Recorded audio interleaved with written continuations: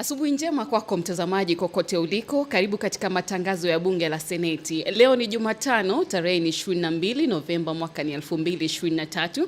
Na haya ni matangazo ya moja kwa moja yakiletwa kwako na kitengo cha utangazaji cha bunge, yani Parliamentary Broadcasting Unit, tukishirikiana na shirika la utangazaji la Kenya KBC Channel 1. Jina langu ni Vusaka Litu. Mtazamaji, ombi langu kwako tukae pamoja hadi tamati ya kikao.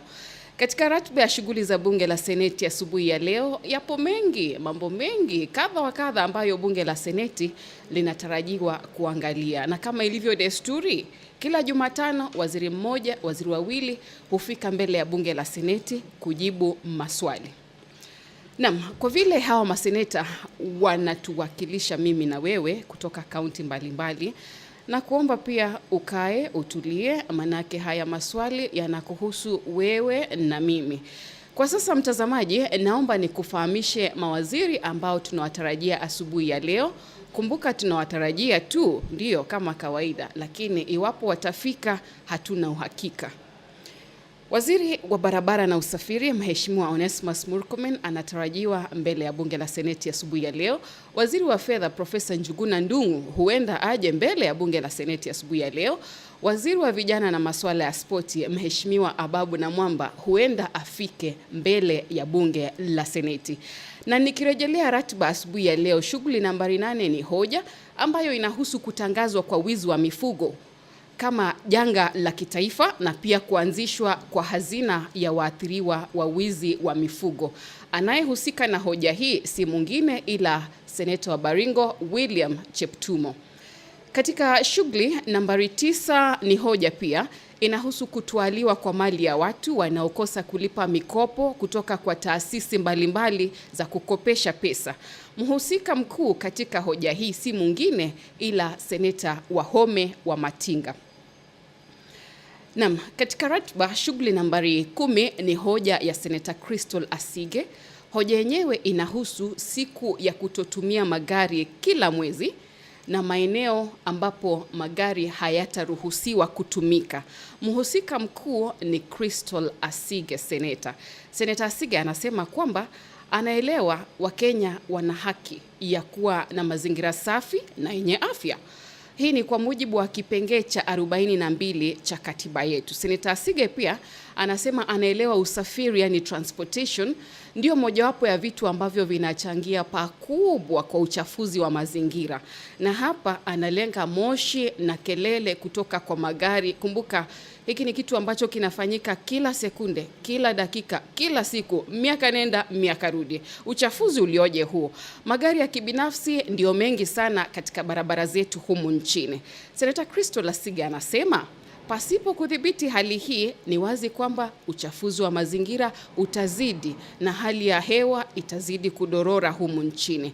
Kwa hivyo, Seneta Asige hasiti kusema kwamba hali hii itawadhuru Wakenya wengi pakubwa. Seneta Asige anaiomba Wizara ya Barabara na Usafiri ishirikiane na Baraza la Magavana na Baraza la Kitaifa kuhusiana na mabadiliko ya hali ya anga ili wachukue hatua kadha wa kadha. Mojawapo ni kuchagua na kutenga siku moja kwa mwezi ambapo Wakenya hawatatumia magari ya kibinafsi. Isitoshe, anataka pia kuwe na maeneo ya miji ambapo magari hayataruhusiwa kutumika. Seneta Asige anapendekeza kwamba tunastahili kuwa na usafiri wa umma ulio mzuri kabisa, ikiwemo bus rapid transport. Wakenya wahimizwe kutumia electric hybrid buses. Hizi ni aina ya basi ambazo ni za kielektroniki na hazichafui mazingira sana ukilinganisha na basi za kawaida. Anasema Wakenya watakaofanya hivi wapewe motisha. Naam, zaidi ni kwamba anasema tunastahili kuwa na miundo msingi, yani infrastructure, ambayo itawezesha Wakenya kutotumia magari. Seneta Crystal Asige anasema miji yetu iwe na barabara za kuendeshea baiskeli na pia za watu kutembea kwa miguu pasipo kusumbuliwa na magari. Na hatimaye anasema kuwe na muungano wa njia zote za usafiri ili wasafiri wasiwe na shida kutoka sehemu moja hadi nyingine. Kufikia hapo mpenzi mtazamaji, spika wa bunge amekwisha wasili. Naam, ni naibu wa spika Kathuri Murungi ambaye amewasili. Muda si muda ataomba, kisha kikao rasmi cha bunge la seneti kitaanza. Kwake spika naibu.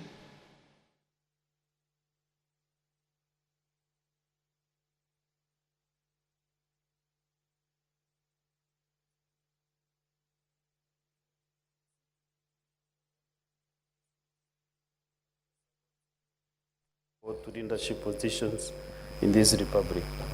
We seek guidance to treat and consider all matters that shall come under deliberation in so just and faithful manner as to advance the peace, prosperity, and welfare of our country and of those whose interests you have committed to our church. Amen.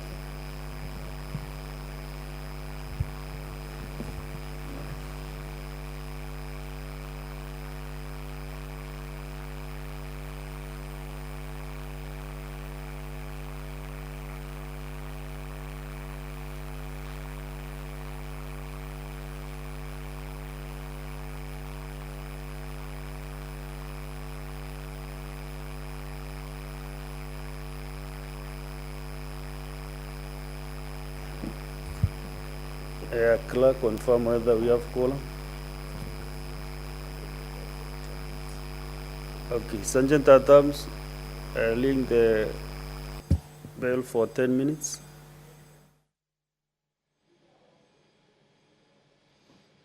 Naam, naibu wa spika la bunge la seneti amefika, ameomba, kisha ameuliza, je, akidi tunayo? Amejibiwa kwamba hakuna akidi. Kwa hivyo ameagiza kengele kukirizwa kwa muda wa dakika 10 hivi, ndipo maseneta waingie katika bunge la seneti na kikao kianze. Naam, hapo awali kidogo mpenzi mtazamaji, nilikuwa nimekueleza kwamba leo ni siku ya Jumatano, basi tunawatarajia mawaziri kadha wa kadha. Waziri wa kwanza ambaye tunamtarajia ni waziri wa barabara na usafiri Mheshimiwa Onesmus Murkomen. Kisha tunamtarajia waziri wa fedha Profesa Njuguna Ndung'u. Waziri wa tatu ambaye anatarajiwa mbele ya bunge la seneti si mwingine ila waziri wa vijana na masuala ya spoti Mheshimiwa Ababu Namwamba. Naam, nikizidi kusonga mbele katika orodha ya mambo ambayo bunge la seneti linatarajiwa kuangalia, nambari 7 nikikurudisha nyuma kidogo ni wakati wa maswali na kauli. Tunamtarajia waziri Murkomen, waziri wa barabara na usafiri, naye atakabiliana na maswali kutoka kwa seneta Mwenda Gataya Mofaya. Huyu ni seneta wa Tharaka Nithi County. Seneta huyu anauliza ni kwa nini ujenzi wa barabara kutoka Kajiunduthi hadi Marima umesimama. Ujenzi ulianza kisha ukasimama. Barabara yenyewe inatarajiwa kupitia Iriga, Chogoria, Weru, Mutindwa, Kiriaini na hatimaye kumalizikia katika sehemu ambayo inaitwa Marima. Seneta Gataya Mofaya analalamika kwamba ujenzi wenyewe ulianza mwaka wa 2016. Hadi sasa haujamalizika. Zaidi ni kwamba umesimamishwa. Wizara ya Mheshimiwa Murkomen inachukua hatua gani? Hili ni swali la Mwenda Gataya, kwamba wizara ya Mheshimiwa Murkomen inachukua hatua gani kuona kwamba ujenzi wa barabara hii umekamilika. Naye seneta pia anamtaka waziri Murkomen atoe makataa ya kurudia ujenzi wa barabara hii. Na hatimaye seneta Mofaya anasema barabara katika sehemu fulani huko kwake kaunti yake hazipitiki. Sehemu zenyewe anataja ni Gitumbani, Mutindwa, sehemu ambayo inaitwa Gantwaki, Kajiunduthi, Kiriaini na Marima. Anaomba kujua hatua ambazo waziri Murkomen anachukua ili kuhakikisha hizo barabara zinapitika, ije jua, ije mvua. Wapili kuuliza waziri Murkomen maswali si mwingine ila seneta mteule Peris Tobiko. Anasema barabara ya Imaroro kuelekea Isara katika kaunti ya Kajiado haina matuta ya kudhibiti kasi ya magari. Matuta yanahitajika katika maeneo yenye soko, karibu na shule, kwenye daraja Na anasema kwa sababu hakuna matuta, ajali za barabara zimekuwa nyingi sana. Je, kuna mipango yoyote ya kuweka matuta katika barabara hiyo? Ndilo swali ambalo Seneta Tobiko anamuuliza Waziri Murkomen. Swali lingine ni je, Wizara ya Barabara na Usafiri ina mipango ya kuboresha barabara ya Isinya Konza? Iwapo hiyo mipango ipo, basi itaanza lini? Seneta James Murango wa kaunti ya Kirinyaga ni mwingine ambaye anatarajiwa kumuuliza Waziri Murkomen maswali, na anauliza je, wanakandarasi ambao wamepewa tenda ya ujenzi wa barabara katika kaunti ya Kirinyaga wamefanya miradi gani ya kijamii, yani corporate social responsibility CSR? Seneta Murango anaomba kwamba wanakandarasi hao kupitia kwa Wizara ya Elimu wafanye jitihada kuboresha miundombinu katika shule moja ya msingi na pia shule moja ya sekondari. Na swali lingine ni kuhusu ujenzi wa barabara inayotoka Mururi kuelekea sehemu ambayo inaitwa Kiumbu. Barabara hii anasema inapitia Urumandi, sehemu ambayo inaitwa Ngushui, Mahigaini, Nyamindi, Kianugu na hatimaye kumalizikia Kiumbu. Seneta Murango anataka kujua ni kwa nini ujenzi haujaanza ili hali mwanakandarasi alikwisha pewa tenda. Na tukisalia katika swala la barabara hiyo, Seneta Murango anaomba kujua hali iko namna gani kuhusu tenda hiyo ambapo mwanakandarasi amechelewa kuanza kazi. Zaidi ni kwamba serikali kupitia Wizara ya Barabara na Ujenzi inachukua hatua gani kuona kwamba ujenzi huu unaanza mara moja na mwanakandarasi atachukua muda gani kukamilisha kazi katika barabara hii. Mpenzi mtazamaji, kengele inazidi kukirizwa. Maseneta kadha wa kadha wameweza kuingia katika bunge la Seneti. Baada ya muda usiokuwa mrefu kikao kitaanza, lakini nikizidi kusonga mbele, nikizidi kukueleza, seneta wa Kirinyaga atakapomaliza na maswali yake ataingia seneta wa Kakamega Dr. Boni Khalwale, naye pia ana maswali kwa Waziri Murkomen. Yake ni kuhusu uwanja wa ndege wa Kakamega. Ni kwamba rais alitoa amri kwamba uwanja wa Kakamega unatakiwa kuboreshwa ili uwe uwanja wa kimataifa, yani Kakamega International Airport. Mtazamaji, mimi ni mzaliwa mji wa Kakamega na Seneta Dr. Khalwale anaomba kujua iwapo serikali ya kaunti ya Kakamega ilitafuta maoni, yani public participation, kutoka kwa wananchi na kupata idhini kabla ya kuhamisha watu kutoka eneo hilo. Anaomba pia kujua, je, serikali ya kaunti imefanya nini ama imefanya uchunguzi wowote kuhusu thamani ya ardhi kwa minajili ya kufidia wananchi wote ambao wameathirika na mradi huu. Swali lake la mwisho, Dr. Khalwale anaomba kujua jitihada zozote ambazo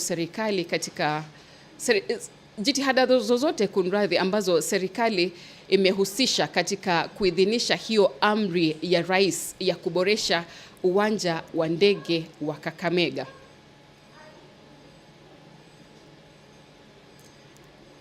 Mtazamaji, tunamtarajia waziri wa fedha Profesa Njuguna Ndung'u afike mbele ya bunge la Seneti. Iwapo atafika, basi atakabiliana na maswali ya Seneta Kathuri Murungi wa Meru County.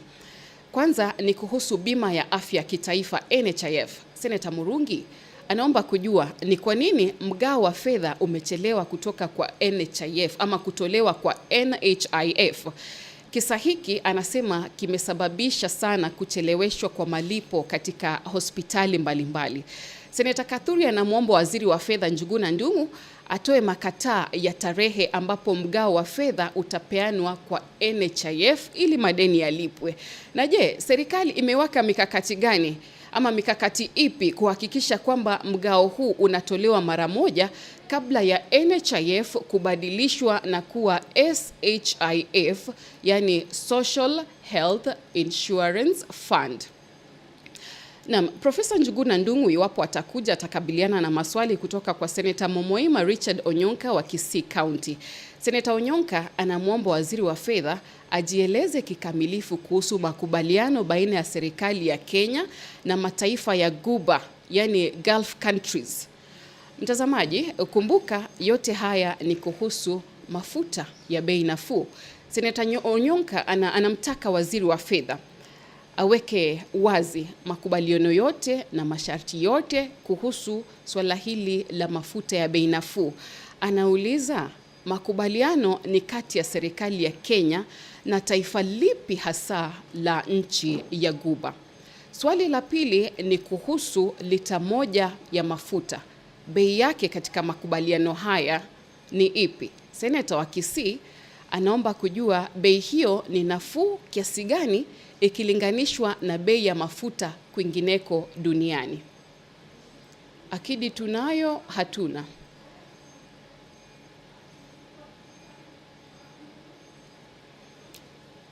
Bado akidi haijapatikana, kwa hivyo nazidi kusonga mbele. Naam, zaidi ni kwamba tangu makubaliano hayo yafanywe, serikali yetu imeokoa pesa zozote? Ndilo swali la Seneta Onyonka ambalo anamwelekezea waziri wa fedha. Hatimaye Seneta Onyonka anauliza, tangu hayo makubaliano ya serikali kwa serikali yafanywe, G2G, government to government, je, Kenya ina deni lolote? Na iwapo kuna deni, basi ni deni la shilingi ngapi? Na hatimaye deni lenyewe litachukua muda gani kulipa? Naam, bunge la Seneti pia linamtarajia waziri wa masuala ya vijana na michezo, Mheshimiwa Ababu Namwamba. Huyu naye atakabiliana na maswali kutoka kwa Seneta Cheptumo wa Baringo County. Seneta Cheptumo anamwomba waziri aweke wazi idadi ya kambi za mazoezi humu nchini, na hasa kaunti ya Elgeyo Marakwet. Zaidi ni kwamba kambi hizo zimesajiliwa. Anauliza iwapo kambi hizo zimesajiliwa na iwapo ziko na leseni kutoa mafunzo, iwapo ziko na leseni ya kutoa mafunzo kwa wanariadha. Seneta wa Baringo County pia ana swali la pili ambalo linalenga wanariadha kutoka mataifa ya kigeni. Wajua Kenya inasemekana ni wazi kwamba Kenya ina wanariadha wazuri sana. Na inasemekana pia nyanda za juu za Kenya ni nzuri sana kwa mazoezi ya hawa wanariadha. Kwa hivyo wako wanariadha kutoka mataifa ya kigeni kama Ethiopia hivi na pia uzunguni ambao wanatua hapa nchini kufanya mazoezi pamoja na kina Faith Kipyegon, pamoja na kina Eliud Kipchoge, Kelvin Kiptum na wengine. Sasa Seneta Cheptumo anaomba kujua wanariadha wangapi wa kigeni ambao wanaendelea na mazoezi yao humu nchini. Na anaomba pia kujua hawa wanariadha wa kigeni wamesajiliwa na serikali yetu ama hawajasajiliwa. Iwapo wamesajiliwa, visa yao ambao wanatumia kuingia humu nchini ni visa ya aina gani? Na hatimaye Seneta Cheptumo anauliza iwapo serikali yetu ina mikakati yoyote kuona kwamba wanariadha wa Kenya wanapata mafunzo ya kisasa kwa wanariadha wa kigeni. Hatimaye anaomba kujua, je, serikali yetu inafanya nini kuona kwamba hawa wanariadha wanakuja hapa ndio, lakini wasije wakapiku wanariadha wa Kenya. Naam, tumepata akidi. Now, clerk, are we okay? So you ring the quorum bell again for another 10 minutes.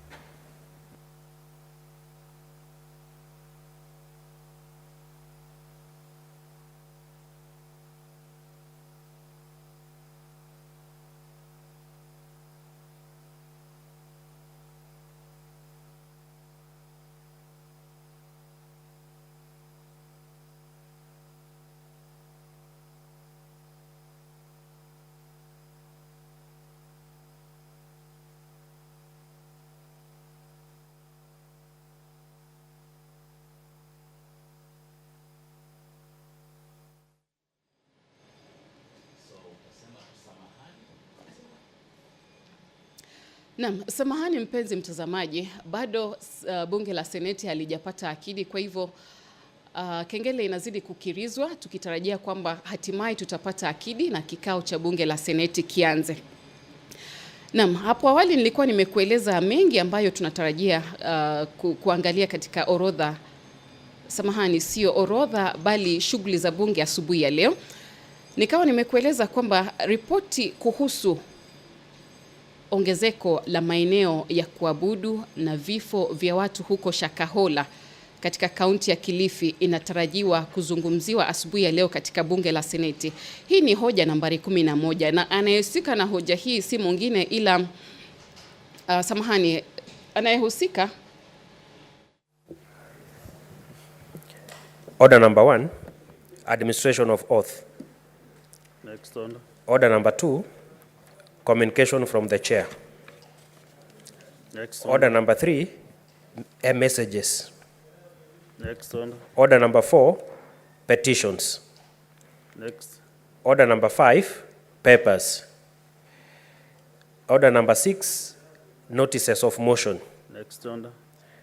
Order number 7, questions and statements.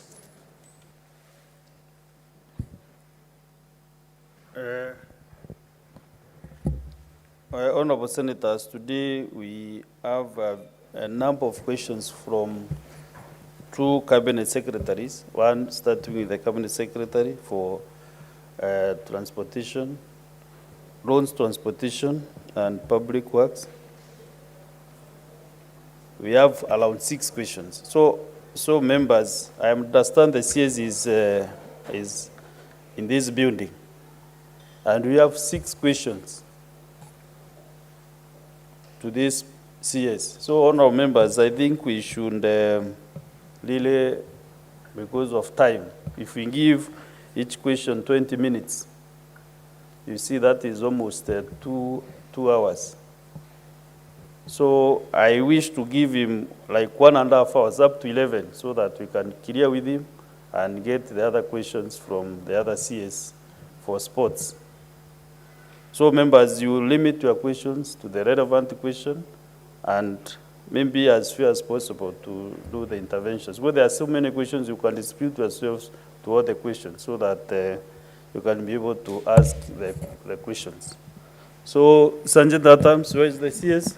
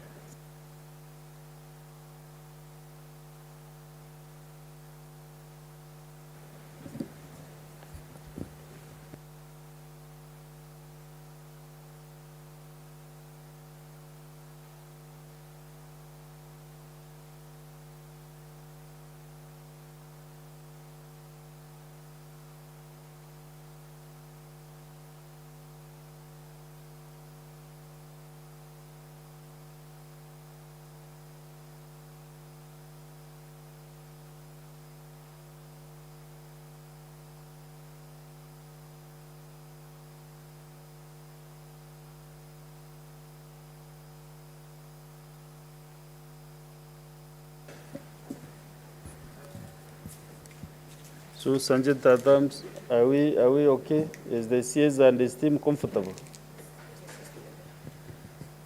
Okay. I want to welcome the CS Loans and Transportation, our former colleague, Honorable Mulkomen, to this house. CS, karibu sana to the Senate. This has been your house for quite some time. But when you were the senator for Rio Malakwet, there was no CSs who are coming here to this floor. So this is a new regime. And I want to welcome you on behalf of all the other senators so that you can clear these questions. Question number 47, asked by the nominated senator, Senator Perez Tobiko. I understand she has delegated this responsibility to the Kajiado Senator, Senator Seki. Are you ready, Senator Seki? Go ahead.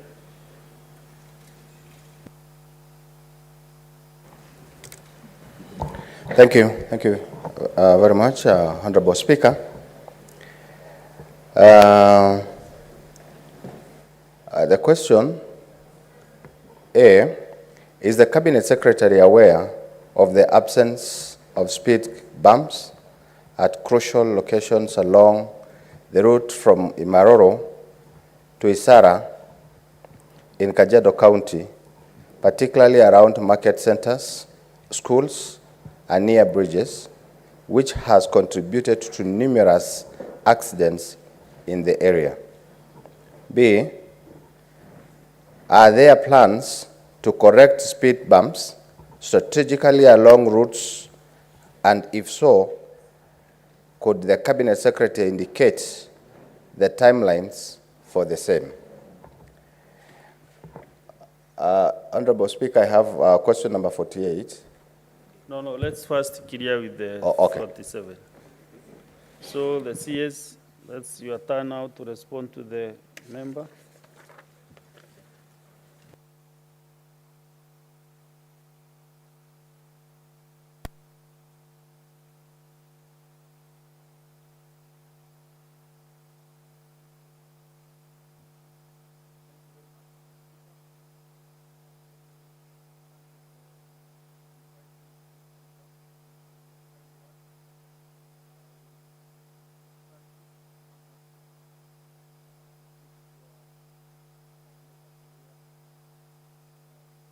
Sorry, give the CS the mic kindly.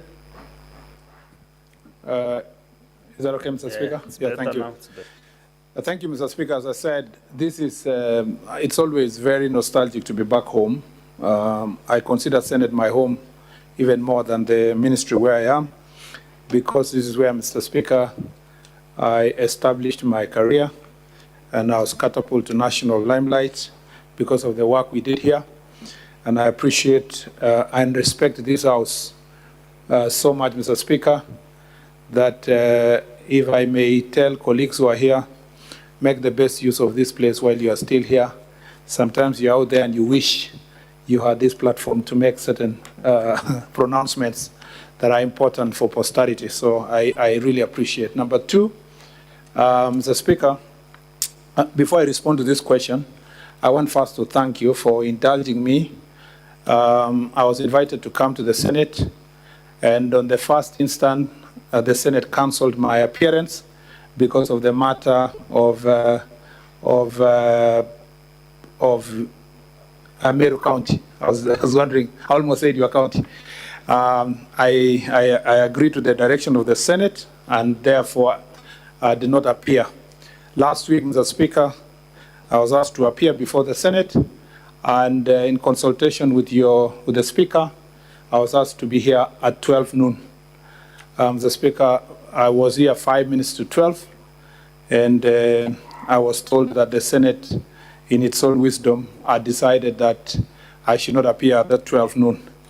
Unfortunately, Mr. Speaker, some propagandists created the impression that I was not comfortable to come to this House, and went there and posted messages online that I ran out from this chamber. Mr. Speaker, if there is anything that gets me excited, is to be here. If I can come back again tomorrow, I want to be here. Because I held others into account, I am ready to be held into account by this House. And what is that to fear, actually, from being accountable to the people of Kenya? There should be no reason, Mr. Speaker, that any cabinet secretary should run out from this House. So I want to assure Honorable Mugatana, Honorable Kalwale, and the other one, Mr. Speaker, that I cannot run out from this chamber. I respect this chamber. I love this chamber, Mr. Speaker. The last thing is, Mr. Speaker, to respond to this question, which is more or less straightforward, that, Mr. Speaker, I wish to clarify that the Ministry through Kenya Rural Roads Authority installed speed reduction measures in form of road bumps, rumble strips, speed control signage, and warning signs along the Imaroro Mashuru Isara Road project during the construction phase. The areas where the speed control measures were put in place are indicated in the table below, which, Mr. Speaker, I already submitted to this House way before. There are rumble strips and traffic signs at junction with Emali, Oloitoktok Road A5, rumble strips and traffic signs, Isara and Bilini Junction, road bumps and rumble strips and traffic signs, Selengei Trading Center at kilometer 37. Mr. Speaker, road bumps, rumble strips, and traffic signs at Selengei Trading Center at kilometer 38. Road bumps, rumble strips, and traffic signs, Mashuru Town, which incorporates Mashuru Secondary and other social amenities within the area. Road bumps, rumble strips, and traffic signs, Mashuru Town at 50 kilometer. Road bumps, rumble strips, and traffic signs, Mashuru Town at 51 kilometers. Rumble strips and traffic signs at the Darasa Moja School, and road bumps, rumble strips, and traffic signs at Imaroro Town. The ministry, through its implementing agency, Kenya Rural Roads Authority, is carrying out a detailed assessment of the possible locations where there is need to institute speed control measures that have arisen from the new development along the road project. This will allow the ministry to undertake the necessary interventions that include erection of road bumps, rumble strips, road safety signage, zebra crossing, among other requirements. This will be done under the current performance-based routine maintenance contract and continued until or under our regular maintenance program. Further, I would like to bring to the attention of the House that the road has enhanced mobility in the catchment areas, thus leading to significant socio-economic activities, new settlement, population growth, and increased development along the road. There is therefore need for intense public sensitization for the area residents on road usage. The ministry also undertakes to include the project in the forthcoming road safety interventions and programs to raise awareness among the residents of this area. I thank you, Mr. Speaker. Thank you, CS. I can see the light phone of this question has just entered this House. Senator Tobiko, do you have this response with you from the CS? So now yes, I do, Mr. Speaker. Okay. Now you have an opportunity to ask two interventions or two questions.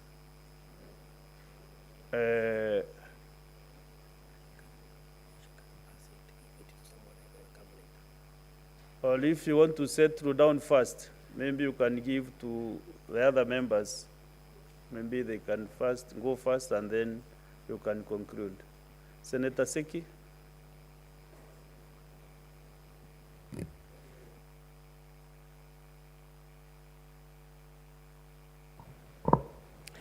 Thank you very much, Honorable Speaker. The question a supplementary question to this question is in regards to Imaroro, Mashuru Isara Road, where I want to request the Cabinet Secretary to tell us the plans of maintenance and repair of that road, because it is completely, it has weared out. It is it's a road that has really, it is just a very new road, but it has so many potholes. Is there any plan with the ministry to maintain and try to fill the potholes that has been really causing a lot of accidents in that road? Yes. The Speaker, first of all, this is part of the roads in the country that were constructed under low volume seal. The Speaker, in most, you will agree with me that including your county, including Kakamega County, and a number of counties in this country, almost every county had at least a road for low volume seal.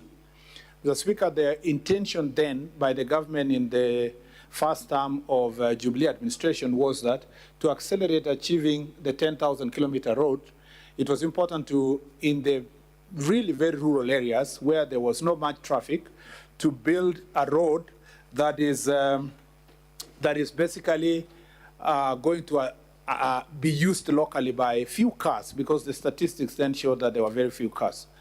Unfortunately, or fortunately, every time you construct a road, it attracts higher traffic volume. The problem is that in your area, there is also big lorries that are using the same route. It was never intended that lorries should use that route. As a result, Mr. Speaker, we have decided that going forward, low volume seal roads are not going to be constructed in future. We will only use standard road constructions, the existing standards that were there and that are being used by Ken and Kura to construct all the other rural roads. But for that particular road, you know it is under performance contracting. We are going to seal the number of areas that have potholes. We are aware about the same. We are also going to introduce axle road to weigh the kind of vehicles that are going to use that road, so that trailers and lorries, big lorries, are not going to use that particular road because it was not intended, it's not gazetted for their use. So the plans are underway as indicated in the statement, but I wanted to assure you that also going forward, resources permitting, we will upgrade the road to become to higher standard beyond the low volume seal. Senator Chute Mohammed. Thank you very much, Honorable Speaker. Let me thank the CS for coming before us today. My question is in regards to the El Nino rains. The El Nino rains has caused havoc and devastation on our many roads, specifically in Marsabit County. People are starving to death now. There is a big problem. There is food in the next center, but because the roads are not there, people cannot access that food. I want the CS to tell us what measures has he put in place to make sure the current rains is not going to create problems for our people. The road between Laisamis and Amare is completely gone, and also the road between Logologo and Kor are impassable. Can the CS please tell us what he can do on a temporary basis for now, so that the food, water, and other essential commodities can reach the centers? And in future also, what measures is he going to put in place so that this situation cannot repeat itself again? Thank you very much, Honorable Speaker. Honorable CS. Mr. Speaker, the El Nino phenomenon is a big problem now, and this is a whole topic on its own. The northern part of the country is severely affected, and the northeastern part of the country and the upper eastern, they are the ones that have received the highest volume of rain, not just in the country, but also in the neighboring country, especially Ethiopia. That's why Marsabit is affected, Logologo area, and all those parts of Marsabit. As you might have seen, Mr. Speaker, the rains in your county, in Meru, have also severely affected roads in Garissa and Samburu. The road from Garissa to Wajir, the road of Nuno Modokashe, the road from Wajir to Mandera, the road in Tana River, including in Hola town, where the only tarmac road we had in the town was swept. Mr. Speaker, this problem is, we have had a meeting chaired by the Deputy President on response of El Nino, and the response is beyond just my ministry. Our ministry is just dealing with the infrastructure challenges. At the moment, there's very little we can do to continue construction of roads. We cannot attempt even to restore the road because the rains are not over yet. What we are doing is that we appointed Kena to be the lead agency in terms of emergency response. Even if the road is Kera or Kura, we have stationed contractors who are having performance-based contracts in the various parts of the country to be on standby to help in opening the roads. We are also trying to construct temporary box culverts that will allow us to manage traffic for now and allow some of the goods to be transported to those parts of the country. I will urge colleagues from that region to remain patient, work with government, first of all, to make sure that we sensitize our citizens not to cross the seasonal rivers by force, because The consequences are devastating. We've lost lives because people are taking unnecessary risk. The question of food, the relevant department of government is working to see if they can airlift using the KDF team.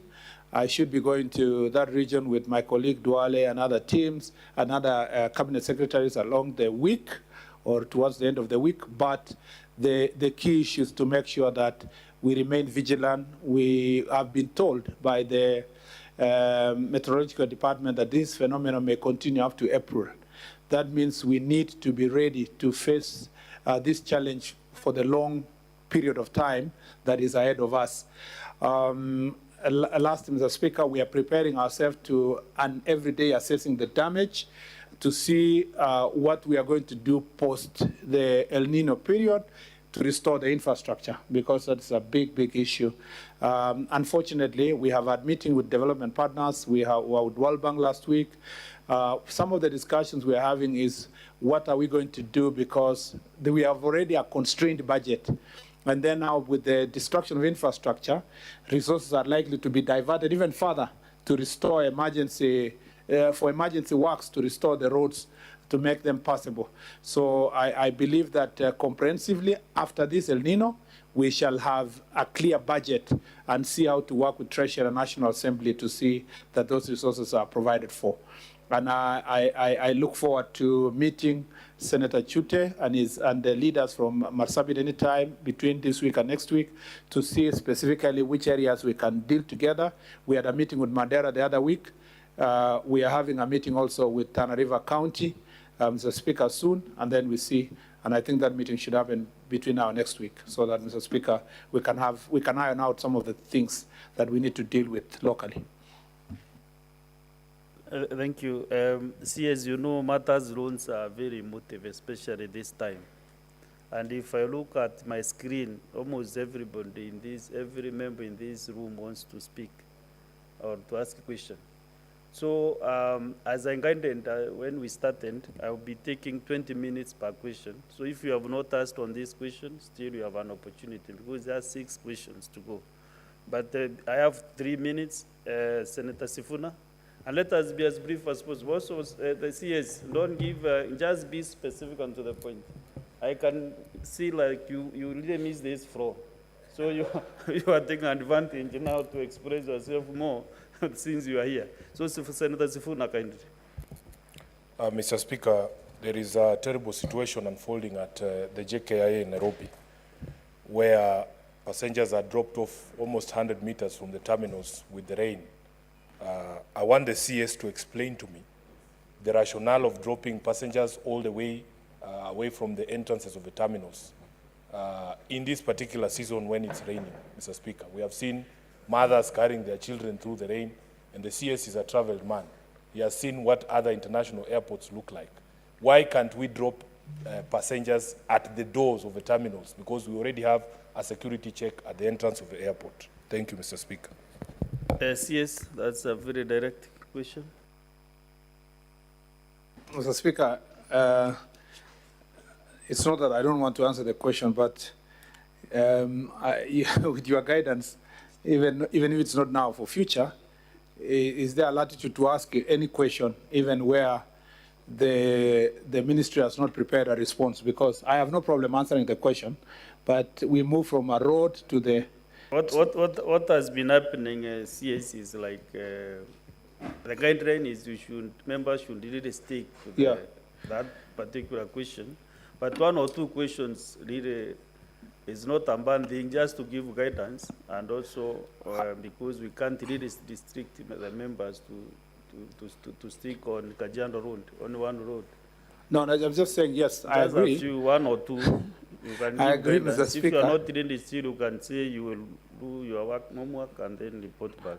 No, not really. I just wanted to, it would have been more appropriate to respond to Senator Sifuna's question under the other question on Kakamega airstrip. It would have been more relevant than under this. But nevertheless, Mr. Speaker, the airport dropping areas are determined by security plans within the airport.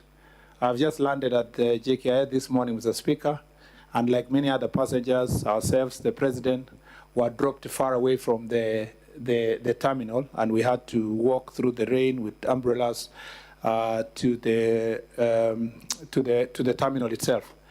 Mr. Speaker, this is nothing just changes because of the rain. The plans are already in place for where an aeroplane is designated, where they park.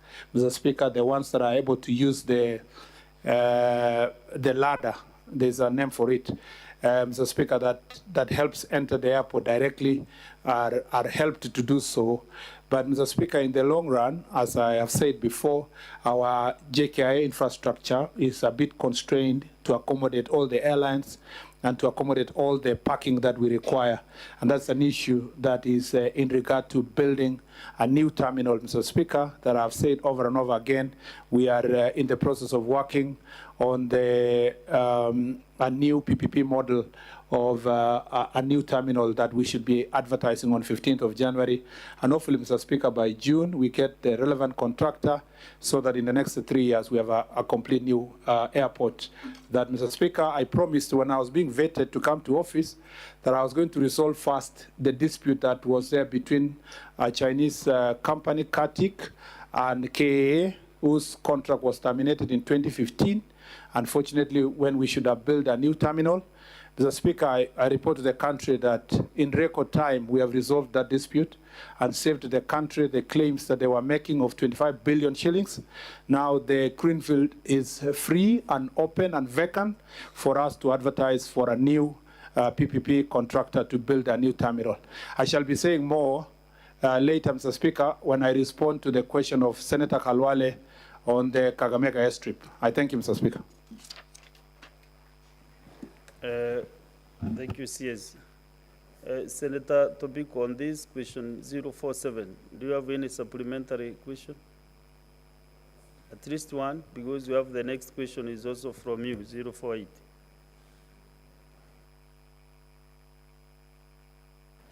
Thank you, Mr. Speaker. Mr. Speaker, I just wanted to make a follow-up on the supplementary question that Senator Seki had asked on the Isara Mashuru Kajiado Road, Mr. Speaker.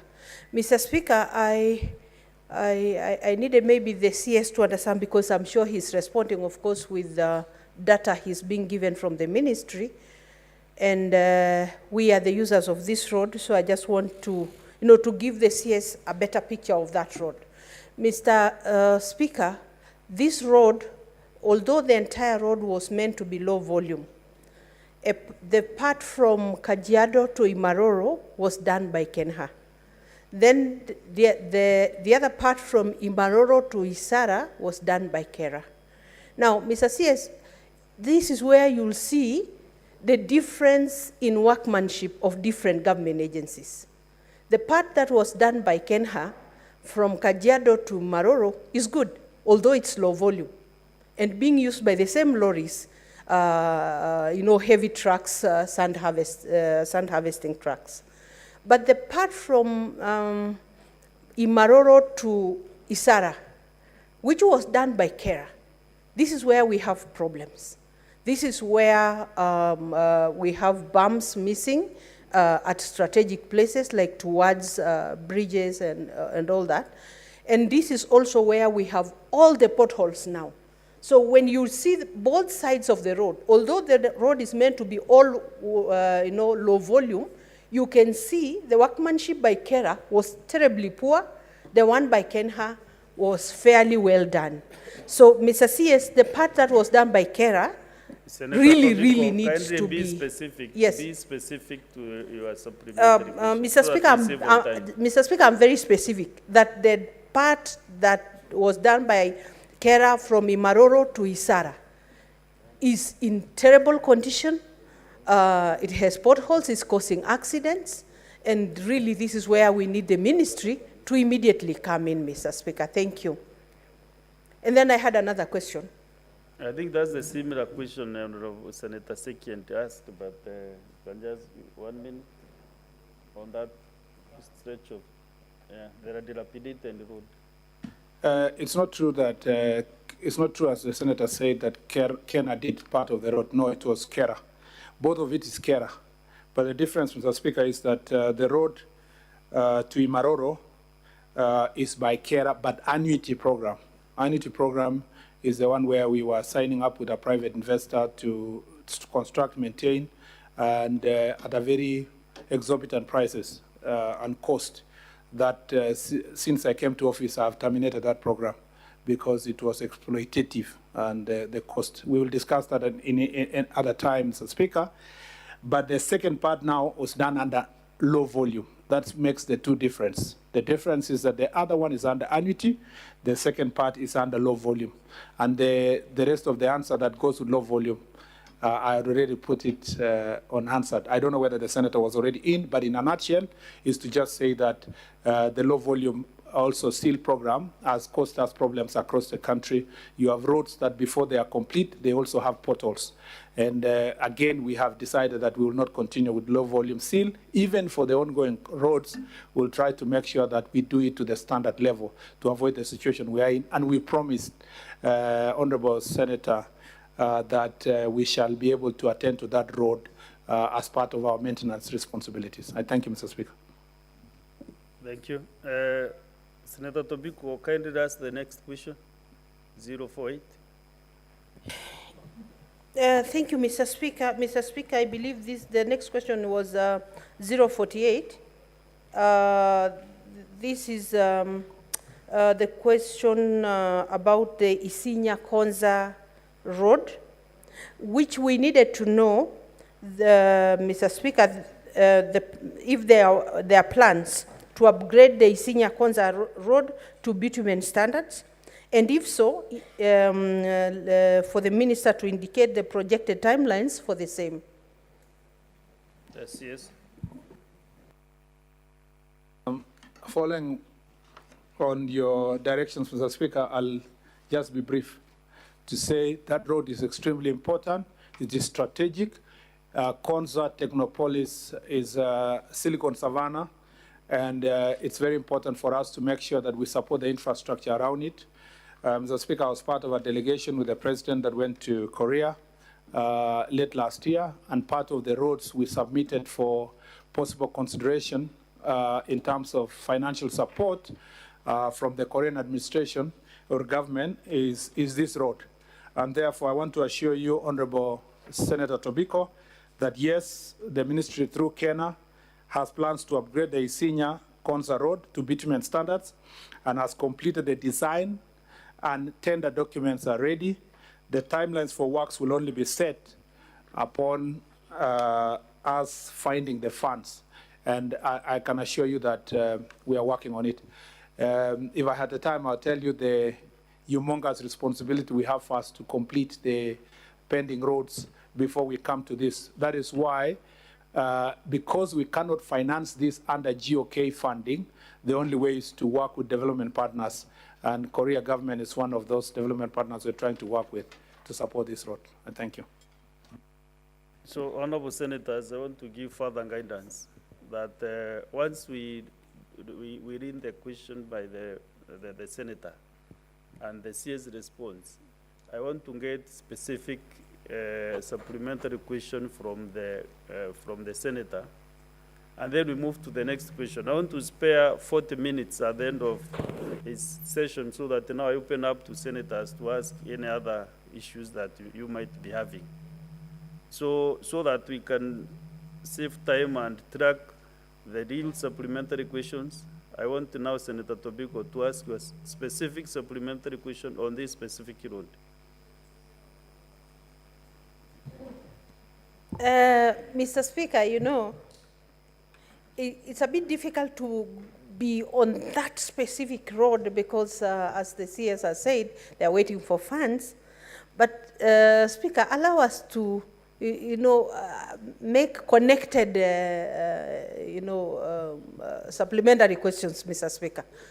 Mr. Speaker, I want to inform the CS that on this floor, I have lamented and I have brought the cry of the people of Kajiado, or specifically on the issue of, raising a number of our roads to bitumen standards, particularly that Isinya Konza Road, because as you say, it's connected to the Konza Technopolis, which is the city of the future, and Kajiado wants to get connected to that city. Mr. Speaker, but I want to give the CS the scenario in Kajiado. Mr. CS, the Mombasa Road, right from Namanga Junction, as you go towards Machakos Junction, at KMC, there is a road that has been raised to bitumen standards going to Kinanie, the Machakos side. The Kajiado side, there is nothing. Mr. CS, before you reach Machakos Junction, there is another road towards Moa Hills, going to Sonko Home and those environs. On the Kajiado side, there is no road. But to Kambani, there is a tarmac that has been raised just recently. Mr. CS, of course, there is at Machakos Junction, there is a road going to Machakos headquarters and town. No road on the Machakos side. After the Machakos Junction, before you reach Konza Junction, there is a new road. I don't know what it's called. Senator Kavintu can tell us. There is a new road done, bitumen standard, towards Ukambani side. On the same breath, on the Kajiado side, nothing. Konza Junction, there is a road going towards Machakos Junction, the one we want you to connect to Kajiado now. On the Kajiado side, nothing. Then reaching Salama, there is a road going to Wote, tarmac. On the Kajiado side, nothing. Mr. CS, Kajiado has voted for this government. Kajiado has voted for this government. And Mr. CS, this is the government of William Samoei Ruto is the only one that can rescue the Kajiado people so that we are also considered as Kenyans. Mr. Speaker, I want the CS to get our picture because it's painful. Even electricity, it's only on the Ukambani side. On the Kajiado side, they think maybe we want electricity for cows, but we need for human beings, Mr. Speaker. Mr. Speaker, please, Kajiado needs development. And I'm really praying that the CS will get, and I'm the vice chair of the Transport Committee, the Roads and Transport Committee, Mr. Speaker. Mr. Speaker, I hope the CS is getting the pain that I'm carrying for the people of Kajiado, because it's real.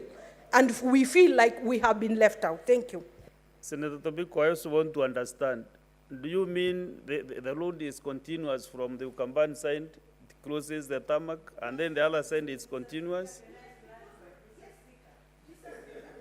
There is a point of order from Senator Agnes Kavindu. Yeah, thank you, Mr. Speaker. Mr. Speaker, I want to tell a senator that most of these roads she has mentioned are not made by the ministry, but by the county government of Machakos. So yes, like the Mua Road was done by county government of Machakos, and that particular road you're talking about, it goes to this church of one of the prominent businessmen in Machakos. He did it personally. So most of these roads are made by the county government. They are not roads for the ministry. So maybe your account is sleeping on this. Senator Agnes Kavin, that was a point of information, not a point of order. So, CS. Mr. Speaker, while I agree with Senator Tobiko that a number of roads have been done in Machakos County on the left side of the Mombasa Road as you go to Mombasa. And I disagree with Senator, my friend Kavindu, that done by county, it was actually done by us, the national government. Mr. Speaker, I want to say this. We don't do roads in County A because it has been done in County B. Mr. Speaker, Kajiado does not deserve roads because Machakos has been done. Kajiado deserves roads because they have a right to have roads, not in comparison to Machakos. And that's where I disagree with Senator Tobiko, because it is not Machakos versus Kajiado. The entity that is supposed to develop our country and the ministry that I preside over should be able to look at the needs of every county and respond to those needs independent of what's happening in another county, so that it's not pitting one county as against the other. And for that reason, Mr. Speaker, it doesn't mean that there is no work going on with Kajiado County. Kajiado County is one of the biggest in the country, very, very vast county. That is why even if you do 200 kilometers, they don't feel it, because, Mr. Speaker, the county is big. A lot of work needs to be done. I want to report to the Senator that there's the road also of Isiara, Imaroro, Kajiado, up to Kiseri and Gong, is parallel to the Mombasa Road. But our job is to make sure that we connect the remaining connectors on this parallel road, including the one you have raised. But also to report to you that the road of Ilasit Njukini, that is connecting Taita Taveta and Kajiado County, is under now negotiation to move it from the annuity program that was and deliver it under a different format, which is in this case EPC. And I want to try my best to ensure that we get the contract on site by March. I am undertaking personal commitment and negotiation as a CS with the relevant agencies to make sure that that conversion happens, so that we save the country a lot of money from the annuity program that I told you earlier, but deliver that road hopefully by making sure that the contractor is on site by March. So last thing is that I know for sure Kajiado County voted for the government of the day. But as a cabinet secretary, I serve everybody. I serve for those who have been voted for, and I serve also those who did not vote for the government of the day, because my responsibility to serve everybody equally. So Kajiado deserves roads for being Kajiado, not for voting for the president, and not also because Machakos are good roads. Thank you. Because this matter is touching on Kajiado, let me allow the Kajiado Senator to ask his supplementary question. Thank you. Thank you very much, Honorable Speaker. I also want to thank the Cabinet Secretary, particularly on the Ilasit Njukini Road, which has also given a commitment of March next year. I look forward to see successful. I go straight to the question, a supplementary question in regards to the connection of Irongai, Twala, Kitengela Road, CS. Is there any plans and within the ministry and government to do that road, and particularly also on the issue of a 65 road, Kajiado North roads that are yet to be completed? Please just do a commitment on the same, because it's something that you really understand. You may not need to go back to the office. The Kajiado North 65 kilometers road that has yet to be connected along the Kajiado North, and the connection between Rongai to Kitengela Road. Please, Honorable Speaker, thank you very much. Honorable CS.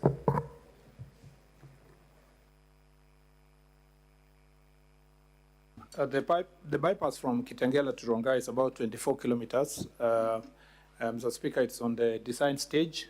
At the moment, we are the same fate, that we want to design and see how to raise the funds. Initially, we've been thinking, in the past we thought maybe we should do a PPP from this junction at Galleria, a ring road up to Karen via Kiserian, Rongai, Kiserian, Kajiado to the corner here. Those plans are still being thought through, and whether it is economically viable to deliver it through PPP. But the junction you're talking about, the link straight from Rongai to Kiserian, is something that we are working on, designs, and hopefully we can raise the funds to do so, to make sure that we deliver. I think, Mr. Speaker, I had a meeting with all the leaders of Kajiado County, and a number of the proposals, including the senator, including Senator Tobiko, and the other elected leaders, and there are a number of roads we discussed how to go about it to deliver. I believe that let's first sort of the problem that is the elephant in the room is the pending roads. Once we deal with the pending bills, we'll see what to do. We are only able to do new roads if we have the support of development partners. But the country as it stands now, there is a huge pending bill of 155 billion. And there is another problem, which is committed roads that are about 700 billion that we should be able to deliver. We ought to deliver against a budget annually of about 50 billion. So we have a challenge we are facing as a ministry, but we are doing everything to ensure that we deliver the roads that are pending and see what to do with the new ones that are being decided. Thank you. So we go to the next question, number 030, Senator Mwenda Gataya. Thank you, Honorable Speaker. I am seeking to know from CS Rons, who also happens to be very conversant with the Tharaka Nithi County. We have this project. This is RWC 150D 474 for the construction of Kayododi, Iriga Chogoria, Wero Mutindwa, Keriani, Marima Road in Tharaka Nithi County, which is stalled since its launch in 2016. So, Honorable Waziri, what measures is the government taking to ensure the completion of the project, and could the Cabinet Secretary provide a timeline for the same? See, what is stopgap measures is the government taking to ensure that the roads remain motorable in all seasons, particularly in Kitombani, Mutindwa, Kantaraki, Kajododi, Keriani, and the Marima areas.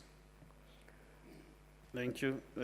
I have a supplementary question, Honorable Speaker. I don't know whether... Before the answer is given to you. Thank you. Honorable CS. I thought maybe you could answer. Mr. Speaker, if you may allow me, Mr. Speaker, first of all, I agree with the Senator of Tharaka Nithi, my friend Mofire. I have visited that road and his village when he was the MC of the area, and at that point I was serving in this house. Mr. Speaker, if you may allow me to use that opportunity to just give a global picture of what's happening. We have a pending bill, Mr. Speaker, of 155 billion. 155. That is work already done by contractors across the country. That includes 45 billion for acquisition of land and 105 billion shillings for payment of work done already by contractors. We have a commitment of the final auditing is being done of 700 billion shillings, over 700 billion, to complete these roads eventually. Mr. Speaker, we also have the challenge of, for every pending bill, it is accruing interest and other charges, Mr. Speaker, as we progress. So the total cost of the pending bill eventually cannot be determined now because it's a moving target, including claims on equipment, claims on so many things. Mr. Speaker, this is a humongous issue. The President has established a pending bill committee that is trying to look at these roads. Mr. Speaker, because also I know senators across here, and even if members of National Assembly were here, they are going to ask the next question, is that some roads have been pending, like the one of Tharaka Nithi from 2016. Mr. Speaker, some of those roads, if you allow me to, just give me 1 minute, to read that, Mr. Speaker, we have a problem across the country. Roads like the one in Meru, Mr. Speaker, in the Gembe region, where it was awarded, a road was awarded, Mr. Speaker, in 2016, in Maua, Atiru, Kilili to National Park. That links again to Tharaka Nithi for that matter, 2016. It is incomplete. It's less than 30% done. A road in Makueni, Mr. Speaker, that is Kali, Kikima, all the way to Kikima, Utangwa Township. Again, that is a road, Mr. Speaker, that is still pending from 2020. You have roads like Mara Chuka, which, Mr. Speaker, have been pending from 2018. You have roads in Kitui, Mr. Speaker, that have been pending from 2017. You have a road in Mandera that has been pending, Mr. Speaker. This one is even a challenge, 2018, West Pokot County, Kapsait, Kapsangar, Tapaj, Mr. Speaker, has been pending from 2019. You have Nandi County, Mr. Speaker, that has been pending from 2017. You have some roads in Elgeyo Marakwet again like that, Mr. Speaker. You have roads, Mr. Speaker, I said this one for Nandi of Timboroa has been pending from 2017. So why am I saying this? It's because, Mr. Speaker, when I visit around the country, most of the leaders, including senators, would create an impression that a road is pending only in his village or is in the county. This is a national phenomenon, an inherited problem. The road, for example, this one of Tharaka-Nithi, Mr. Speaker, I wish to acknowledge that the Kaji-Uduthi Irika Chogoria Meru Mutindwa Kiriaini Marima Road, Mr. Speaker, was awarded in 2016 and has stalled since 2021 following the withdrawal of the contractor's assignee citing non-payment of certificates. The 23-kilometer road project was awarded to Ms. Dawn Woods Company Limited in November 2016 at a sum of 978 million shillings, 662,957 for construction of works and 106,000 for maintenance of works. 106 million, sorry, 648,784 for maintenance works. The contract period was months within the initial date of completion, was 24 months, with the initial date of completion being 21st November 2018. Mr. Speaker, however, the contractor only achieved 10.3%, which translates to 2.3 kilometers of tarmac, having faced a significant constraint in completing the project. The contractor consequently sought leave to assign the project to Ms. China Jiangxi International Limited, which was granted to allow completion of the project. The assignment commenced on 2nd September 2019 for a period of 2 months, revised the project completion to 1st May 2021. Following the assignment, additional milestones were achieved, amounting to 6 kilometers of tarmac, bringing the cumulative achievement to 9.32 kilometers. Unfortunately, the assignee suspended works at the project on 27th of November 2021 due to pending bill of 121,926,886.08. The achievement to date therefore remains 9.32, which is 37% aggregated progress. So far, Ministry through CARE has since paid a portion of the amount owed to this MS China GFC International Limited, amounting to 38,209,100. This revises the pending amount due to contractor to 89,769,822. The Minister has advised the contractor to resume works and ensure completion of the project as arrangements are put in place to settle the outstanding bill in the next financial year. We therefore envisage completion of the project by June 30, 2024, subject to adequate budgetary provision and sustained disbursements.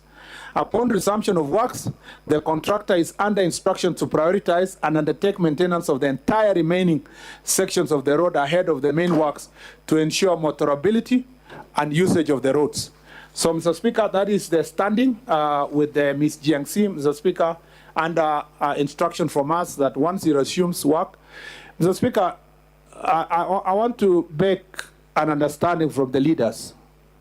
Some of these contractors we have to literally negotiate. You negotiate and tell them, yes, we owe you 100 million, but take the 30 million, go to site. And some of them graciously have done so.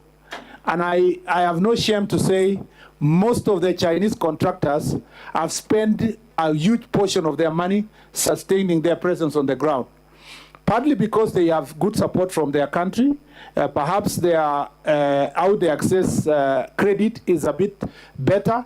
Our contractors, local ones, are really struggling, Mr. Speaker, because of the burden that comes with a pending bill, especially if they are borrowed from our commercial banks, with the interest rates that are double digit, sometimes going up to almost 20%. Mr. Speaker, I will endeavor, and I assure the senator that the negotiations that are ongoing, I'll work hard to make sure that this contractor comes on site. And Mr. Speaker, I want to also request the senators, because I've seen some senators complaining. If some of these works are being undertaken by the Chinese contractors, you should be grateful that they have capacity to be sustained. But some people here, Mr. Speaker, are very uncomfortable with having a foreign contractor not understanding the dynamics that, Mr. Speaker, we have to go through to make sure that those contractors are delivering for the people, because we look at the road itself. In fact, to the contrary, Mr. Speaker, locals, when you give a local contractor now, you find a situation where the locals are saying we want the other foreign contractor to do it first. It is not because all our local contractors are incompetent.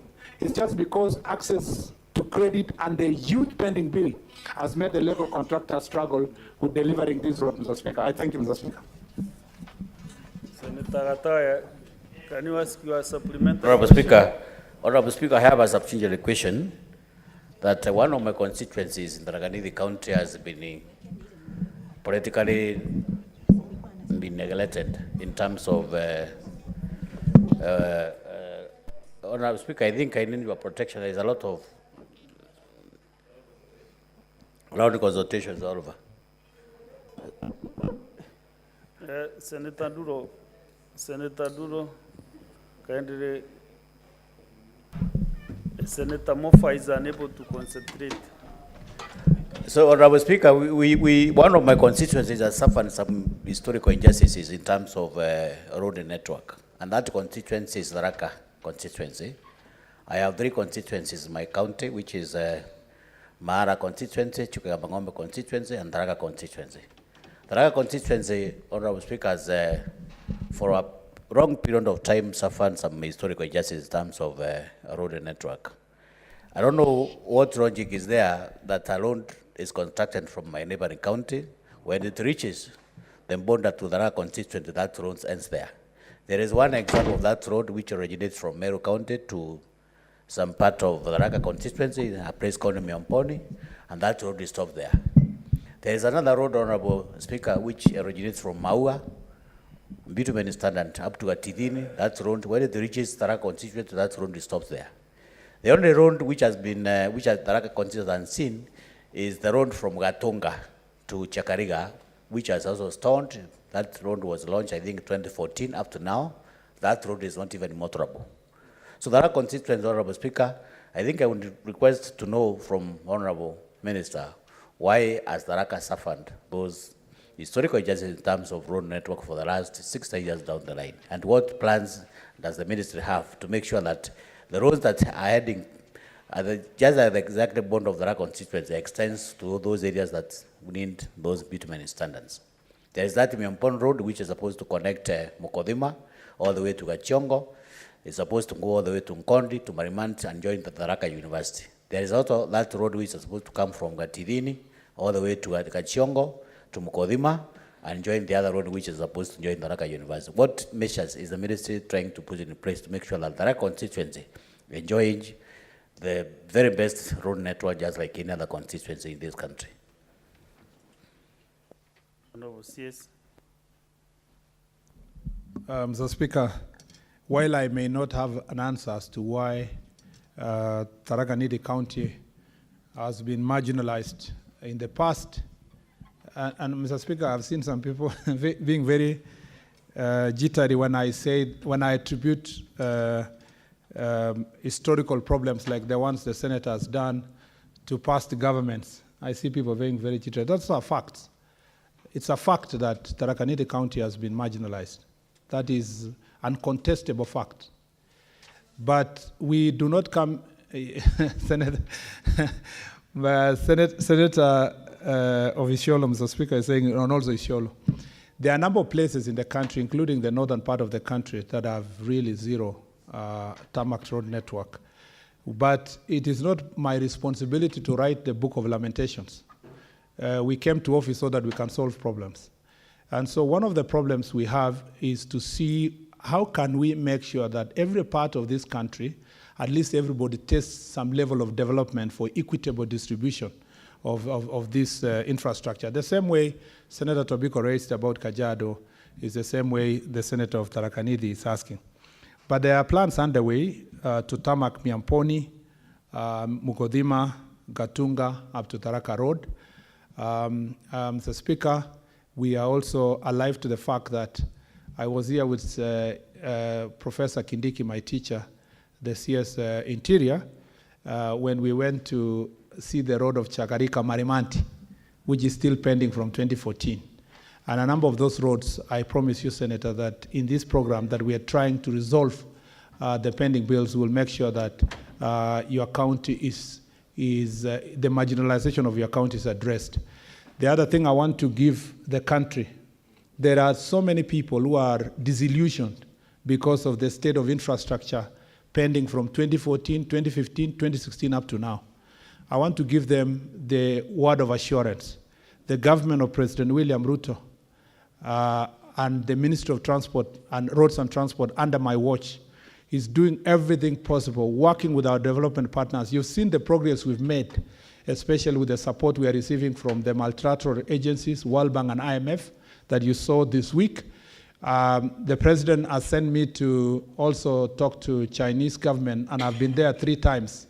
Mr. Speaker, I have acquired the notoriety of being sort of closer to the Chinese administration because a greater portion of these roads are being delivered by contractors from China. There's a program we're working together. This program, Mr. Speaker, should give us hope that in the next 2 or 3 months, most of these roads should be able to, we should be able to resume most of these roads. And I can assure most of the senators here that by the time you go to the next election, we will have done significant progress in terms of sorting out the pending roads across the country. I'm working very hard, Mr. Speaker. Unfortunately, infrastructure projects are not like instant coffee, where you brew it at a press of a button. You have to really work hard to plan, strategize, negotiate financial support. You've seen the president traveling out of the country on and off.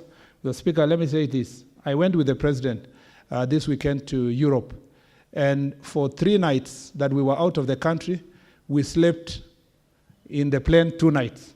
So there's only 1 night we slept in Europe. And the negotiations we were making, Mr. Speaker, is massive on matters infrastructure, and you will be seeing the results. So because these things require careful planning, one philosopher said that it's better to take 1 year planning and deliver in 6 months than to try to do things quickly in 3 months and fail to deliver. Mr. Speaker, we shall deliver. Thank you. And also maybe you have informed Senator Mofaya that it is not Meru which has marginalized Tharaka, but the previous governments. Yes, Mr. Speaker, it's right. The same way I told Senator Tobiko that the absence of roads in Kajiado has nothing completely with leadership or the people of Machakos. It's the same way I'll say that Tharaka Nithi County's marginalization has absolutely nothing, Mr. Speaker, to do with you specifically and to the people of Meru and the leadership of Meru. I thank you, Mr. Speaker. Thank you, CS. Let's get the next question from Senator Murango. Now, Senator Matinga, you are representing your colleague. Thank you very much, Mr. Speaker. I'm holding brief for Senator Murango, who's attending an opening ceremony in his county. Mr. Speaker, I would want the CS to tell us what corporate social responsibility activities have been done for the local communities by the contractors undertaking road construction projects in Kirinyaga County, and B, could the contractors, through the Ministry of Education, consider making infrastructural improvements in at least 1 public primary and secondary school in the project area as part of their CSR? Thank you, Mr. Speaker. Honorable Senators, we are doing so well. The next 10 minutes, I'll open the floor up to 11:30 for senators to ask any supplementary question, just general. CS, this is a very direct one again. Can spend 2 minutes. Mr. Speaker, first I want to thank Senator Murango because he was part of the team of Kirinyaga County leaders who came to my office on 2nd of August, and we had an extensive discussion about all the roads that are being delivered in his county and the the CSR programs and the possible CSR program we are going to undertake. Mr. Speaker, I wish to clarify that in any undertaking of CSR or corporate social responsibility is purely voluntary, and there is currently no contractual obligation on the contractors to carry out CSR. Nonetheless, we confirm that several CSR initiatives have been undertaken in Kirinyaga County by respective contractors at projects supervised by the ministry's agencies. The details of their 4 stated initiatives are captured in the table below. The Speaker, for the Stakeholder Corporation, which is constructing the road of Njegas, Mutito, Gatwe, Kangaita, Kiagi, Kianjege, Mukinduri roads, the following are the CSR programs: leveling of Gatwe Primary School playfield, leveling of the Kiburi Primary School playfield, leveling of Kiriandundu Primary School playfield. In the Jiangxi Water and Hydropower Construction Company, which is doing Kerugoya, Kiandire, Kitumbi, all the Kangaita, Baricho, Njekas, Garu, Kagaiko, all the way to Mukinduri roads. There is the construction of modern washroom at Ngaru Primary School, construction of a basketball pitch at Ngaru Girls Secondary School, leveling of the Ngaru Secondary School playfield, and leveling of Kiranja Secondary School playing field. China Wuyi, which is doing the highway, that's Mutiti, Kakio, Baricho, Getuya, Kagumo, all the way to Karira Mission Hospital, Ngurubaini roads. Mr. Speaker, I've done the construction of a dormitory at the Ngaru Girls Secondary School. I reaffirm that due to consideration was made of primary and secondary schools infrastructure needs in the project areas following consultation with the stakeholders. The contractors have since completed the listed projects and handed them over to the respective institutions. I thank you, Mr. Speaker. Senator Matinga, are you versed with those locations? Or Mr. Speaker, sir, coming from a neighboring county from Kirinyaga, this is my second home, so I'm quite conversant with that. So do you have any supplementary questions? Well, I'll on that one, I'll skip on that one, and then I'll go to the next question. Okay. Then after which I think then I can put one supplementary question. Number 060. Thank you very much, Mr. Speaker, sir. May the CS tell us why has the project of the upgrading to bitumen standard of Muriro, Rumandi, Goshe, Mahigaine, Nyamindi, Kianungu, Kiaumbu Road in Mwea constituency in Kirinyaga County not commenced despite the award of the contract? B, could the Cabinet Secretary indicate the status of contract for the construction of the said project considering the delay in its execution? And C, what measures is the government taking to ensure the commencement of the project, and could the Cabinet Secretary provide a timeline for its completion? The Honorable CS.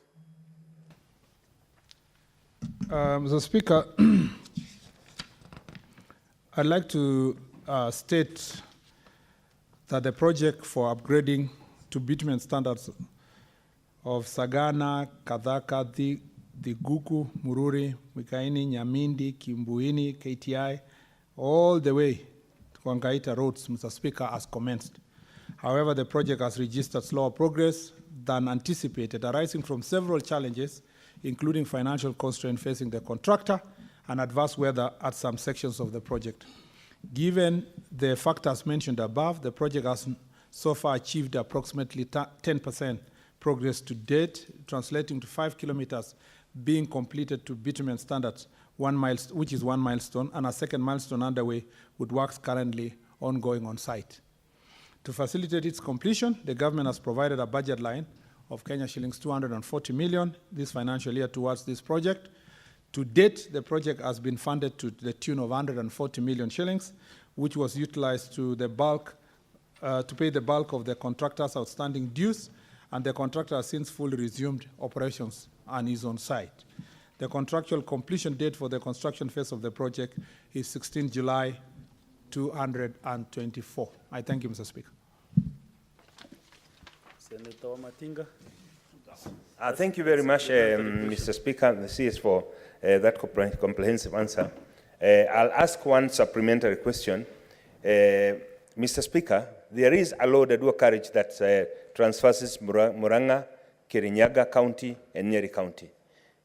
The CS address the issue of the compensation of the people who have been affected, could the CS please give us an indicative timeline within which the affected people will be compensated, because we've been promising them every end of month it will be done. Thank you, Mr. Speaker. CS. Mr. Speaker, on the compensation, I think I will follow up with KENA, the relevant agency, Mr. Speaker, as to how many people have been documented to be compensated. These are the roads that form the network of the Mau Mau roads. And Mr. Speaker, in some of the area, most of the roads were actually passing through existing road network. A few places where there was a compensation issue. I remember, if I can do it off-air, because it's a supplementary question, we had an extensive discussion with the board leaders of Nyeri and Kirinyaga on question of compensation. So I think it's for us to follow up to see how far we can go to make sure that this compensation. But the good story there is that these are people who accepted the road to progress without really erecting roadblocks. That is the same. I had seen Senator Wambua here. The same situation happened in Senator Wambua's county, where in Kitui, where a number of places citizens give in as you work on the compensation, and I will follow up to make sure that compensation will be prompt and adequate. I thank you, Mr. Speaker. Thank you, Honour CS. The next question and last one is from Senator Boni Kalwale. Thank you, Mr. Speaker. Mr. Speaker, sir. Question number 065 for the record purposes. Yes. Mr. Speaker, sir, could the Cabinet Secretary confirm that following the presidential directive to upgrade the Kakamega airstrip to an international airport, the leadership of Kakamega County undertook public participation, obtained consent to relocate residents from their earmarked land, and conducted survey and valuation of the land for purposes of compensation? And two, what steps is the national government taking to execute the presidential directive? Are they two all there? Is that all? Okay. CS.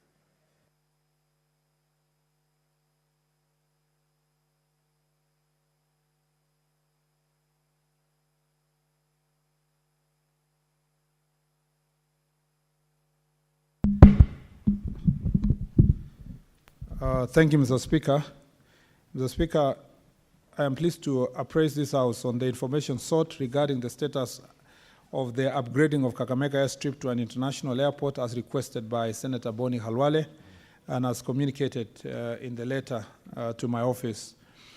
Mr. Speaker, the Kenya Airports Authority received an invitation dated 10th August 2023 from County Government of Kakamega requesting for technical assistance in planning and the proposed expansion of the airstrip. Subsequently, a team comprising of the representative of KAA, Kenya Civil Aviation Authority, National Land Commission, and County Government of Kakamega carried out an inspection of Kakamega airstrip on 18th and 19th of October 2023 to assess the proposed upgrade of Kakamega airstrip. Honorable Speaker, I wish to inform the House that the Senate that the Kakamega airstrip was initially designed for DHC-6 aircraft, which capacity of 13 passengers as the critical aircraft, and was to be upgraded to accommodate Fokker 50 aircraft to 60-seater. The biggest aircraft currently operating at the airstrip is Dash 8 Q100. Mr. Speaker, and I launched this service from Wilson to by Skyward Limited from Wilson to Kakamega early this year with a 37 passenger seat capacity. Based on the design, aircraft, and considering the topographical and environmental constraint, planning studies conducted by the authority indicate that the runway can only be extended up to a maximum of 1,400 meters.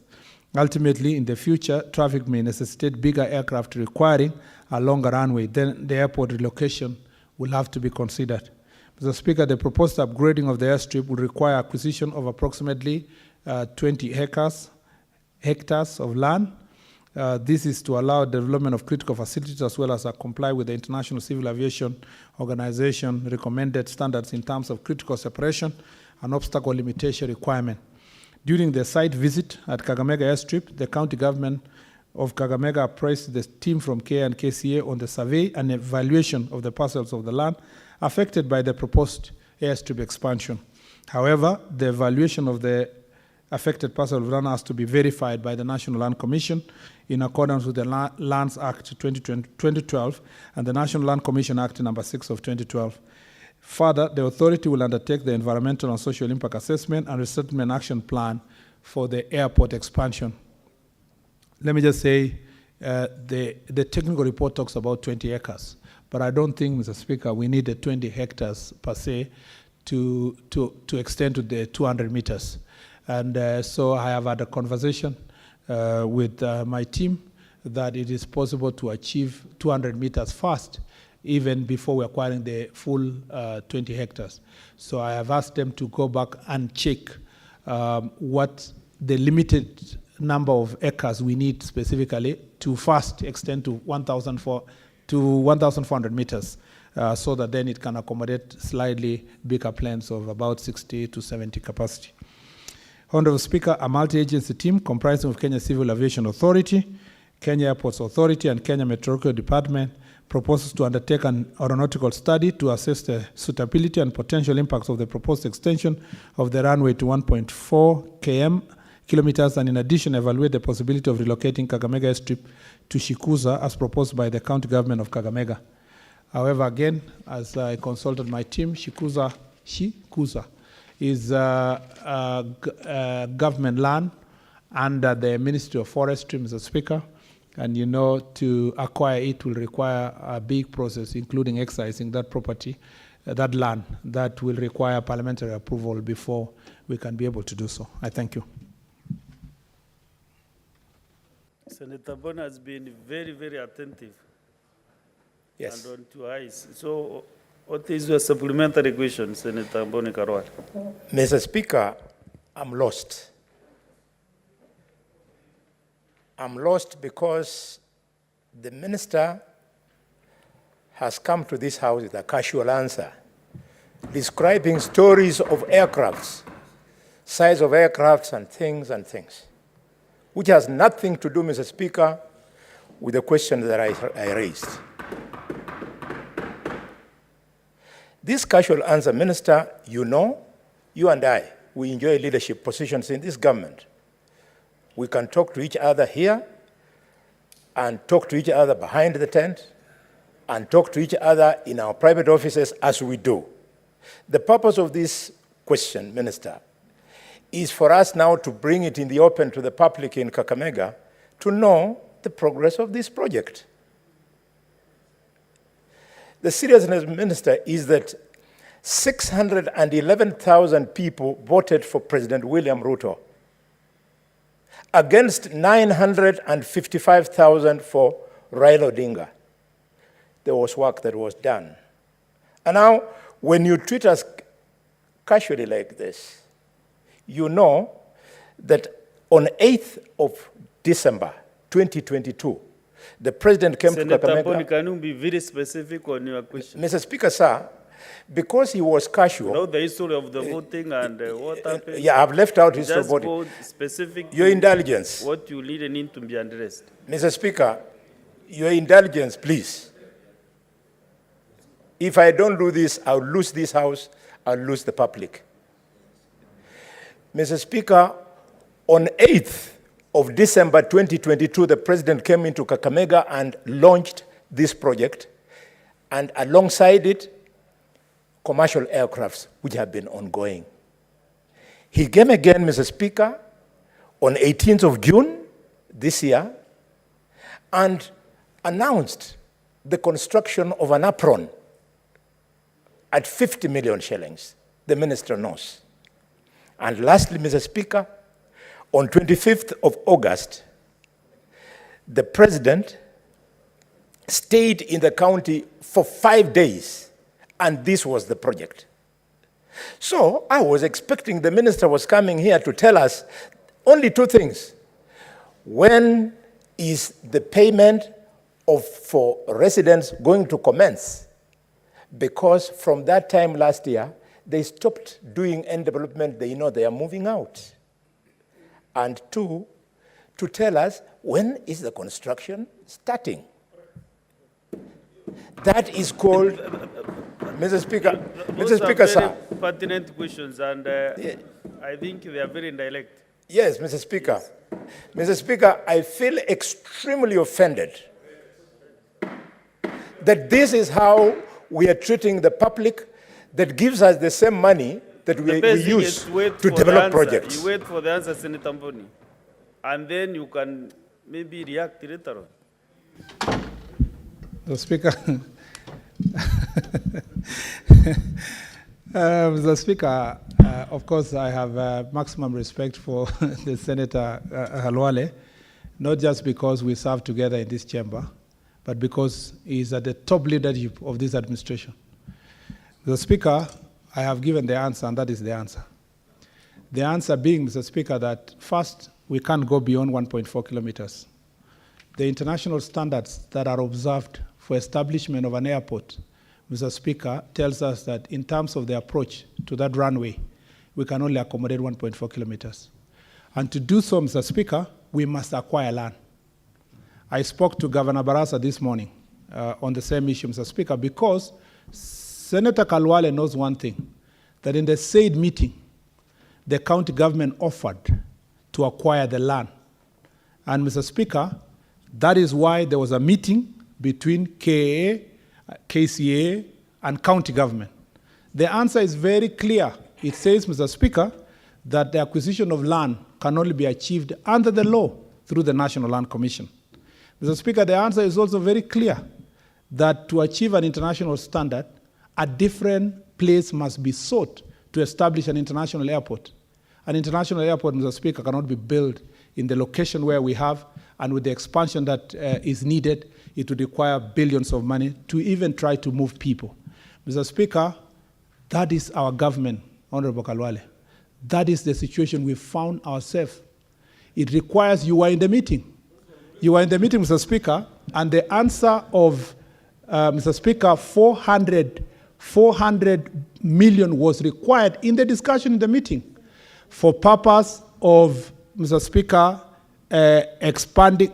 The county government said that to acquire that land, they need 400 million from KAA and the national government. The president made it clear that the support would be needed, Mr. Speaker, for purpose of expanding that land from a partnership with county government.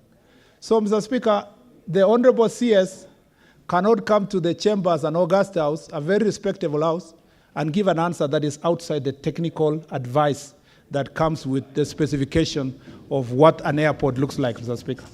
But I appreciate the passion that with which Senator Khalwale is prosecuting this matter. It helps my ministry, if it was possible, that Parliament appropriate some money for purpose of that acquisition. If that passion also can be channeled to the National Assembly to look for the resources. But we know the circumstance under which we are operating, Honorable Khalwale, that we must keep certain level of fiscal discipline because of the challenges we have as a government. I thank you, Mr. Speaker. Thank you. Now we go, as per my directive, I want to open the next 30 minutes to the members, senators, to ask supplementary questions, especially on airports, who has a similar supplementary question, so that we tighten up this process. Will you ask your supplementary? Just 2 minutes, Senator Sifuna. Thank you, Speaker. Just like Senator Khalwale, I believe with great respect that the CS misunderstood the question that I asked, and he answered the question, the wrong question. The question I was asking, Honorable Speaker, is if you look at the design of the terminal of JKIA, provision was made for drop-off points of passengers coming in, not the ones on the air side, Honorable CS, not the ones on the air side. You're talking about passenger boarding bridges. No, that's not what I'm asking. Provision was made for drop-off points at the terminal entrances, but those accesses were blocked. That's what I'm asking. Why is it not possible? What is the rationale? And in this house, we will insist on honesty. I want the CS to be honest to the people of Kakamega. There is no business case for an international airport in Kakamega. That's what you need to say. Say that the president lied. That is what you need to say so that we move forward. Mr. Speaker, I thank you. CS, kindly. Mr. Speaker, I thank my learned friend, Senator of Nairobi, for the clarification. I understood you initially to be the passengers that are arriving. You mean the passengers that are traveling. Mr. Speaker, there was a security protocol that was established, particularly when we entered into agreement with the UK and the US administration to enable us to have direct flights, particularly to the New York. And part of those protocols was to ensure that we keep to dropping passengers at a reasonable distance to the terminal itself. That is why you see all that area has been blocked. You know, people are dropped a little bit far away, not very far though, but about, say, is it, if I guess, maybe 50 meters away from the veranda. But also the construction of Terminal 1A after the fire of 2014, never put into consideration the need to have a good veranda and canopy that can be people can be dropped properly. So there was a design problem that happened, and we acknowledge. In fact, in the reports of KA, the discussion is how do you now remodify the existing terminals and put it on a canopy that can come way in front that will allow us then to drop people a place where there is shade. So that was a design issue. But there's even a more critical problem. At the main gate up there, people have to alight, then they are searched, then the car is searched before you go in. If you 3 weeks ago, in chairing a meeting that is multi-agency at the airport, I instructed the people working on the port charter and the KA itself also to work towards us getting scanners at the entrance that look like all the other parts of the world that will enable us to scan vehicles and scan everybody without really requiring anybody to alight. What has happened in other countries also is advanced passenger information is provided for before passengers come to the airport. So by the time someone, what other countries have done is that they have a general data of everybody. By the time you're coming to the airport, they know it's in this car. So police only stop a certain car if they have certain suspicion. But in our case, because of the same desire to maintain our direct flights to New York, people have to alight and search. But going forward, we are thinking of how can you get scanners that can be able to check the vehicles on high speed without people being able to alight. So there are two reasons. The other one is a security related, but also the construction and design of the airport never put into consideration that very important factor. On the Kakamega, the president never lies and never lied. The point is that, and Senator Kalwale was there, it was a partnership between the national and the county government. And there are certain commitments that the county government gave. In fact, I can say this because I think I was called when the meeting was going on. The county government committed that it is easy for them to get the land, only for them to realize later that it is very costly. It will need about 400 million, which is not available in our county government. So because of that situation, the discussion that we've been having is to find out how can you fast move to 1.4 kilometers, as you think about making the airport reach 2 kilometers and so forth. It is important to have aerodromes in most parts of the country. It eases communication. People going to Kakamega are now landing there. They are home on time. We want to make it a commercially viable airport that can carry at least 60, 70 people. And speaking to your governor this morning, we agreed that we should have a meeting for all the leaders to discuss both the roads and the airstrip itself. And Senator Alwale, time permitting, we should do so before the end of this year. And if there is any delay, let's do it the first week of January or the second week of January. We agree exactly what can county still be able to do. You know, many people in the county are proposing you go to that land. It's called Issue. It's near the forest, Sikusa. But again, as I've told you, I've done my homework and I've found that you will need a long process, including parliamentary approval, for you to excise a forest land to move the airport to that place. And my answer is as clear as it is. And you are always welcome to have further discussion on this issue. I thank you, Mr. Speaker. Senator Mboni, I think all those answers are very comprehensive, and you know where to go for more answers. You might attend.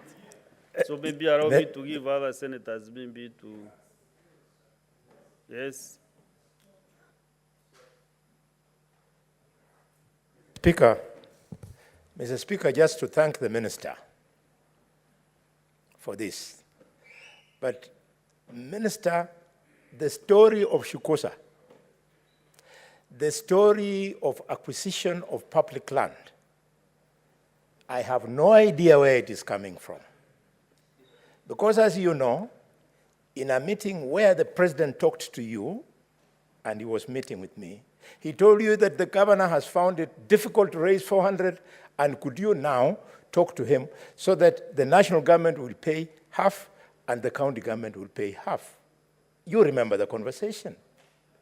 So you should be coming here telling the people of Kakamega that the national government is paying the half and the county government did the other half, and people will start moving away. But if you are choosing to treat it casually the way you are doing, Minister, Senator Mboni, if I don't ventilate in Parliament for the people of Kakamega, where will I speak from? From my funeral? I know you are talking to Kakamega people now. Yes. But what I'm requesting you to do, the CS has requested Kakamega leadership to have a meeting. Yes, Mr. Speaker. That is where you can converse on yes, these things. Mr. Speaker, sir, with the respect to the people who vote for us, allow me to tell the minister that the go-round that he wants to give me with the governor, when the people are waiting to be paid, it does not require leaders to meet. We have already been to those people's homes. They have given us their consent. Their properties have been valued.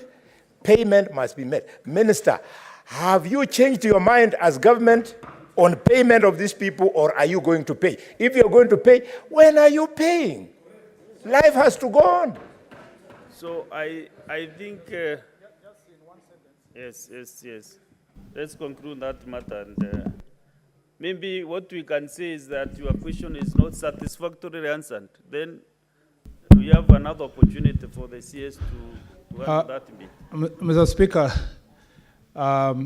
two things. One, again, I appreciate the passion with which Senator Kalwale, and I want to tell the people of Kakamega who are listening, your senator is extremely passionate on this issue. But, Mr. Speaker, there is another step. Every financial expenditure requires a budget. Mr. Speaker, even the 200 million, Honorable Senator Kalwale is saying, Mr. Speaker, that should be paid by us and the county is paying 200. Even that county doesn't have that 200, Mr. Speaker, to pay for the airport.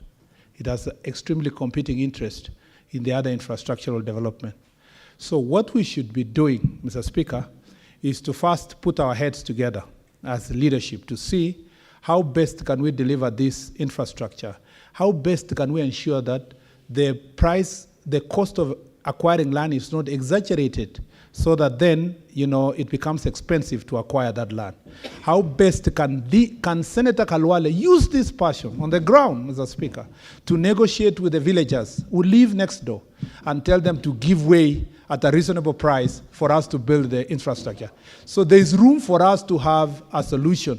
And Mr. Speaker, to remind Senator Kalwale, there is also equally a very high position in this government like myself.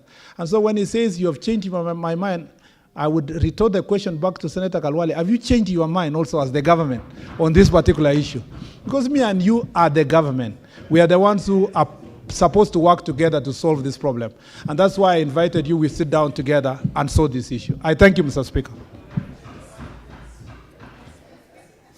We conclude that matter about Kakamega. Then Senator Abdul Haji. Thank you, Mr. Speaker, sir. If I want to take this opportunity, first of all, to thank the CS Rhodes for the good questions that the good answers that he's been given this House. And I also think, unlike some of the members in this House, I think the CS is one of the very few CSs who is doing a commendable job at his ministry, which is a very big docket, and considering the fiscal challenges that the country is having, he has been doing a tremendously good job, and we thank him for that. Mr. Speaker, going straight to the question, I think the CS is aware that with the current rain downfall that we've been having, the regions of Northeastern has been facing a lot of challenges in terms of the poor roads that we already have, the poor existing roads. And most of the roads have been blocked or cut off.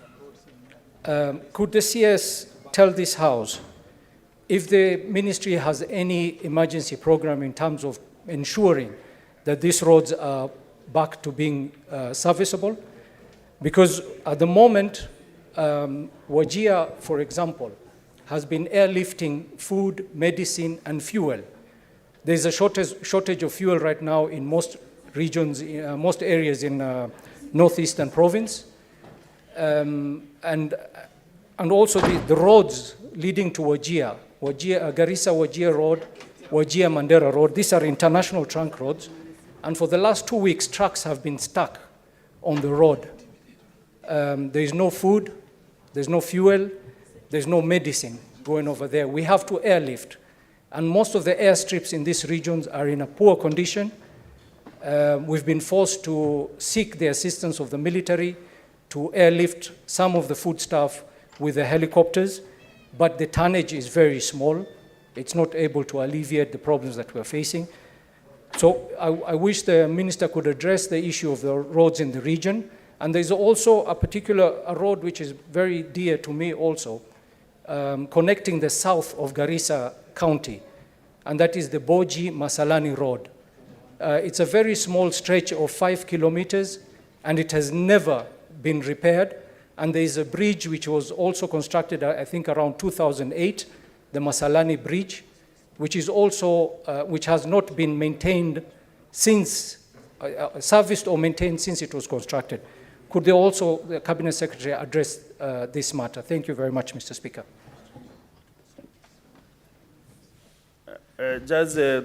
Kindly take 2 minutes maximum. Okay, Mr. Speaker. First, I want to thank my request. Yes, you know, these are an issue on El Nino. Yeah. Just give a statement that will cover all that issues on El Nino. And I think this is to the for the benefit of Senator. El Nino.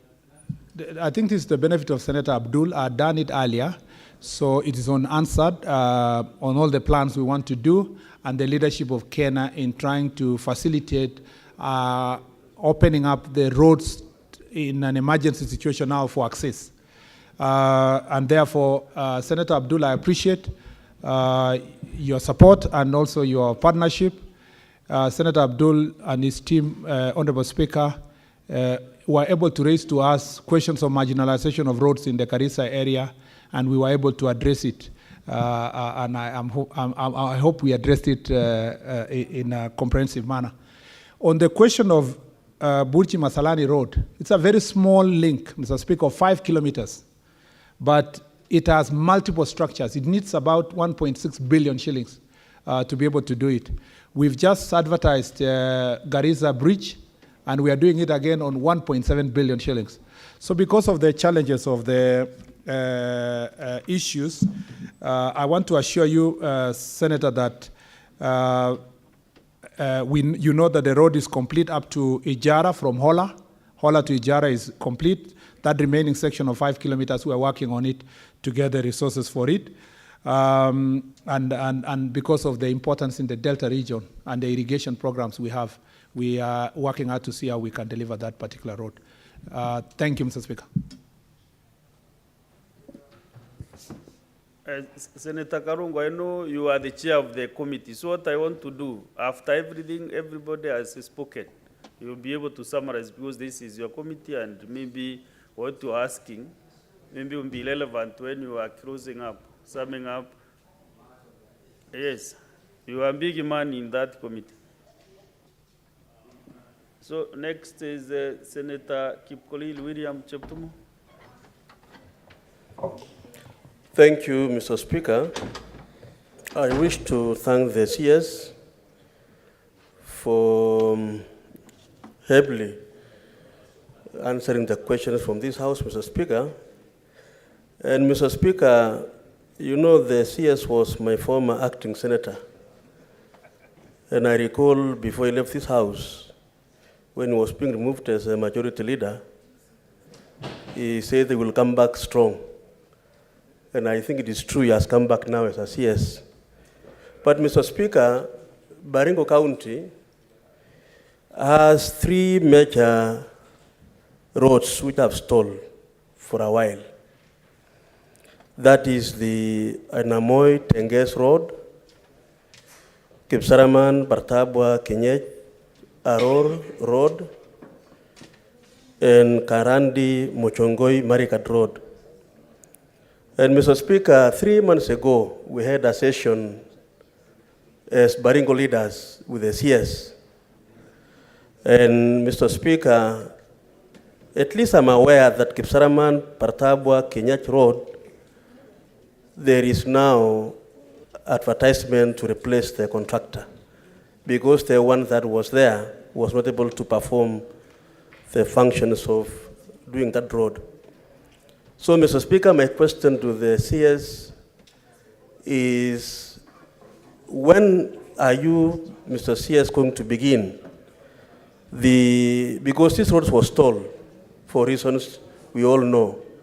When is the construction of these roads going to commence, so that then we have, like Mr. Speaker, the road from Karandi all the way to Mochongoi is a very important road. It connects Baringo to Laikipia, and it has a lot of economic value, just like the one from Tenges, Ainoamoy to Tenges, and from Kipsaraman all the way to the county where the CS comes from, the Elgeyo Marakwet. Mr. CS, when are the works beginning for these roads? I know you shared with us 3 months ago, but I would like to know, on behalf of Baringo people, to know when the works will begin. Mr. Speaker, as a resident of that region, I am very familiar with the roads as raised by Senator Cheptumo, who has been very passionate about completion of these roads. Particularly, Mr. Speaker, Karandi Machongoi Marigat Road is important, not just for economic connection, but tourism also and security in that area. Mr. Speaker, the contractor SBI, we've been negotiating with the contractor to see if he can come on site on an agreed fee, because as I said earlier, the amount of money sometimes we have to give to these contractors is little. So we need commitment from the contractor first before we pay them a portion of what they deserve as part of the pending bills. And so, Mr. Speaker, on that road of Karandi Machongoi Marigat, again, I insist that as we work on the resources, we are going to return the contractor on site. He's done a good job so far, but the financial constraint is the reason why he's not there. The Ainamoy, Tenges, and Kapkayo, Kipsaos Road, I want to inform Senator Cheptumo. I was with him 3 months ago at Kabartonjo, and I had promised that the contractor was going to be on site within 2 weeks. Unfortunately, that contractor, Honorable Cheptumo, ran away. Honorable Senator Cheptumo, the contractor, was not willing to continue working. We've had to work together to negotiate an assignment to another contractor. That negotiation is ongoing. I hope we can reach an agreement in 2 or 3 months.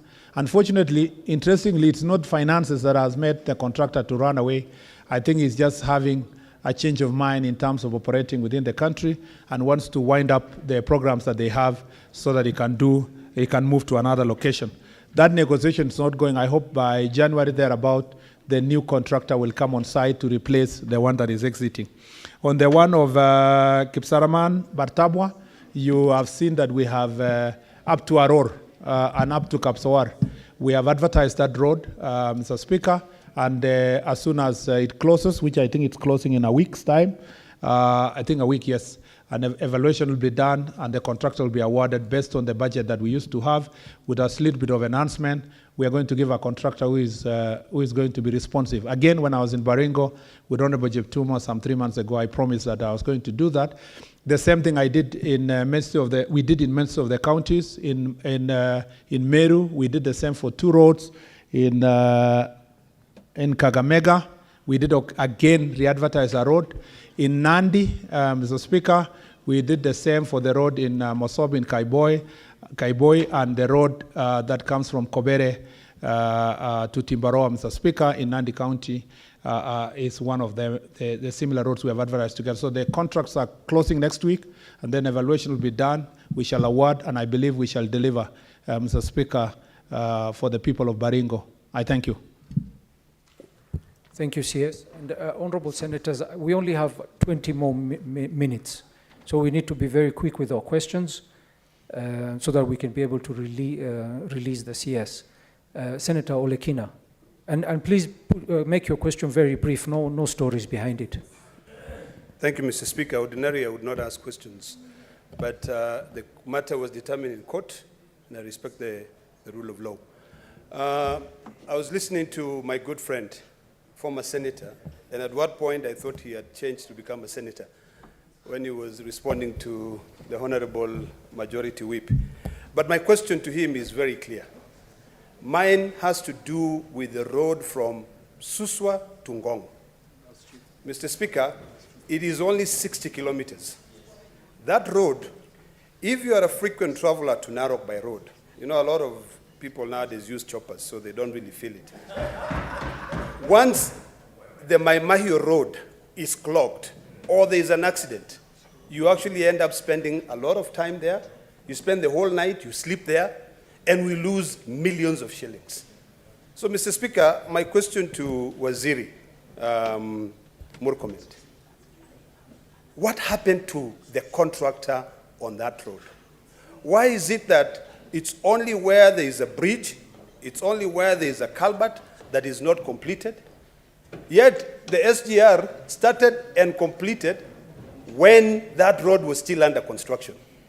It is a very beautiful road, a very scenic road. So, Senator, Mr. Speaker, please, I want to urge request, you to be very short. I'm going and brief. in 5 seconds. I'm going to request the Honorable Murkomen to provide us with clear information on what happened to that road, and to please prioritize completing that road, because it is less than 6 kilometers which is remaining for us to have an alternative road to Narok, and Bomet and Kericho and everywhere else. Thank you, Mr. Speaker. CS, with your indulgence, can we take another question and then you can answer 2 questions? Okay, yes, Mr. Speaker. Senator Veronica Duarte.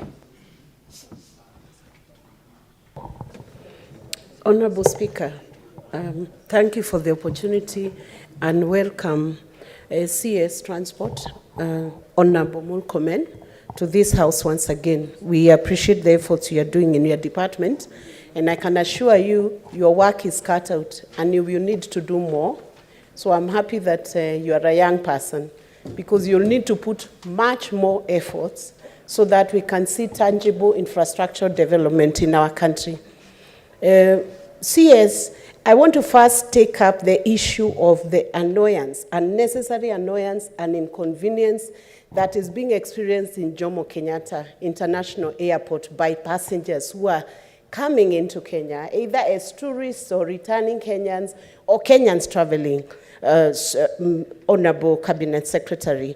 I am wondering whether you have a stakeholders, multi-agency stakeholders coordination team that gets to process the experience, the customer experience that people are having at JKIA. Because it's been awash in the social media. So many passengers have complained.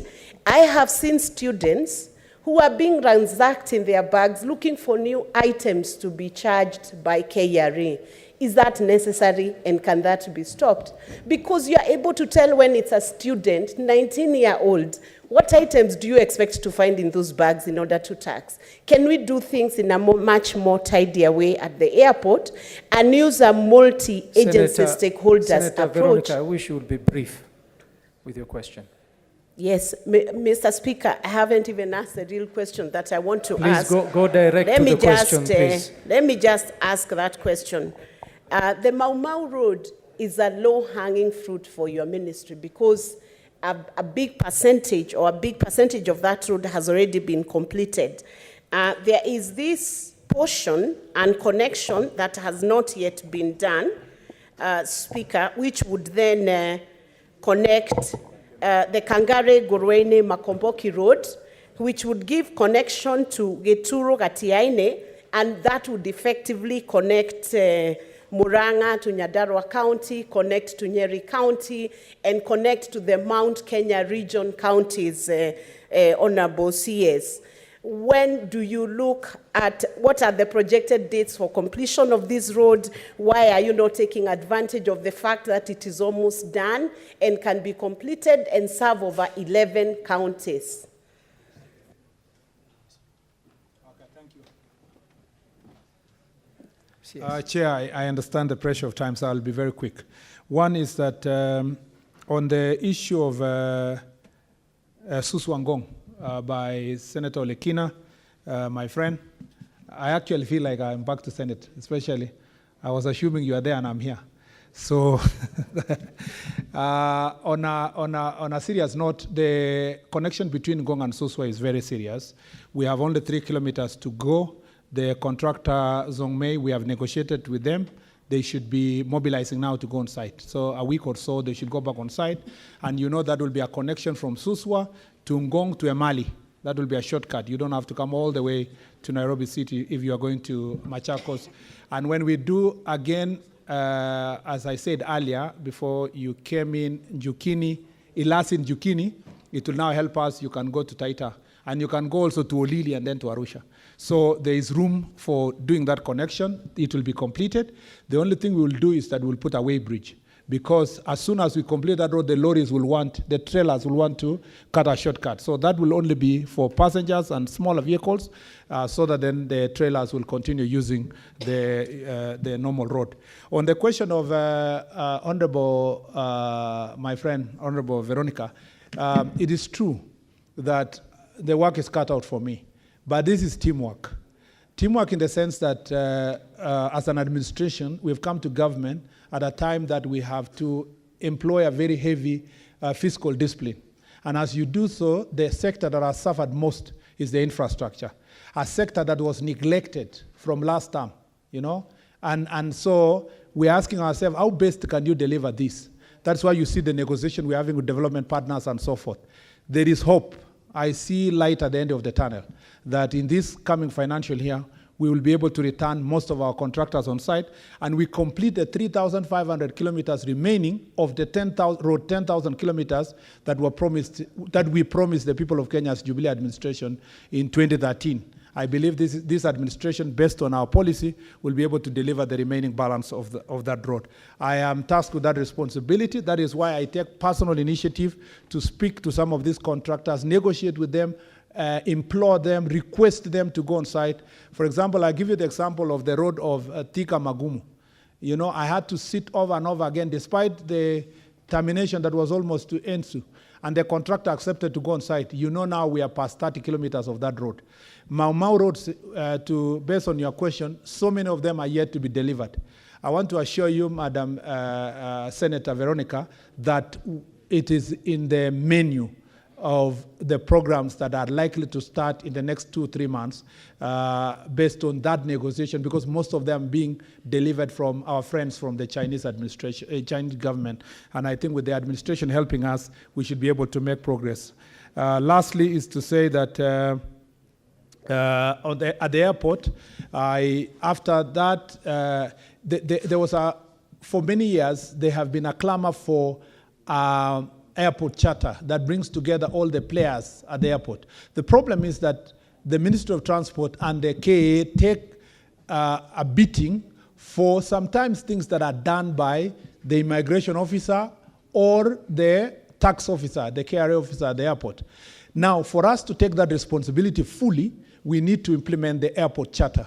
and the draft airport charter is supposed to be presented to us by 30th this month. Thereafter, I'll sit down with my colleague, Professor Kindiki, because he's one of the main contributors there, and Professor Ndungu with KRA, immigration, and police in the area, and see how best are we going to allow KAMD to provide leadership under the airport charter, the way it happens in other airports in the world, so that you can aggregate the decisions you are going to make and have a proper channel of decision making, so that then you lay the blame where it belongs. At the moment, it is scattered to this is police, this is immigration, this is KRA, this is KA. We want to make sure that the airport itself, as the landlord and the main owner of the airport, KA, should take full responsibility when the charter is being followed. And that is not new, because at KPA, the MD of KPA takes responsibility on behalf of other agencies, because we have a port charter that gives that direction. I thank you, Mr. Speaker. Thank you, CS. Senator Wambua, and please be very brief, straight to the question. I will be straight to the question, and I wanted to stand so I can see the CS properly. These days you don't get to see a lot of them. Mr. Speaker, my question is on the Kibwezi, Athi, Mutomo, Kitui, Migwani, Bondoni Road. And this, yes, my friend, sat with me in the Roads Committee in the last session. He understands that road very well. The Speaker, he is being economical with the truth. The Speaker, when he read the list of the inherited problems from the former administration, he included that road in that list. The truth of the matter is that the problem that we have today on that road is a problem of the Kenya Kwanza administration, because the contractor moved out of sight in November after the elections. My question to the Speaker is, when is the contractor resuming work on that road, having done more than 190 kilometers and remaining with only around 20 kilometers to complete the road, and the contractor has moved out of sight? When is the contractor going to be resuming work? The other difficult questions will be asked next Wednesday. I thank you, Mr. Speaker. Senator Mundingi, very quickly, please. Asante Bwana Spika, swali langu ni kuwa Embu County huwa tunalima miraa, muhoka, avocado na kahawa na majani, na tumekubali kulima kabisa. Nauliza Bwana Waziri, unafikiria namna gani juu ya kutujengea uwanja wa ndege? Kwa sababu hiyo uwanja wa ndege si ati itasaidia Embu peke yake, itasaidia Tharaka Nithi, itasaidia Kirinyaga, na pia itasaidia upande wa Meru.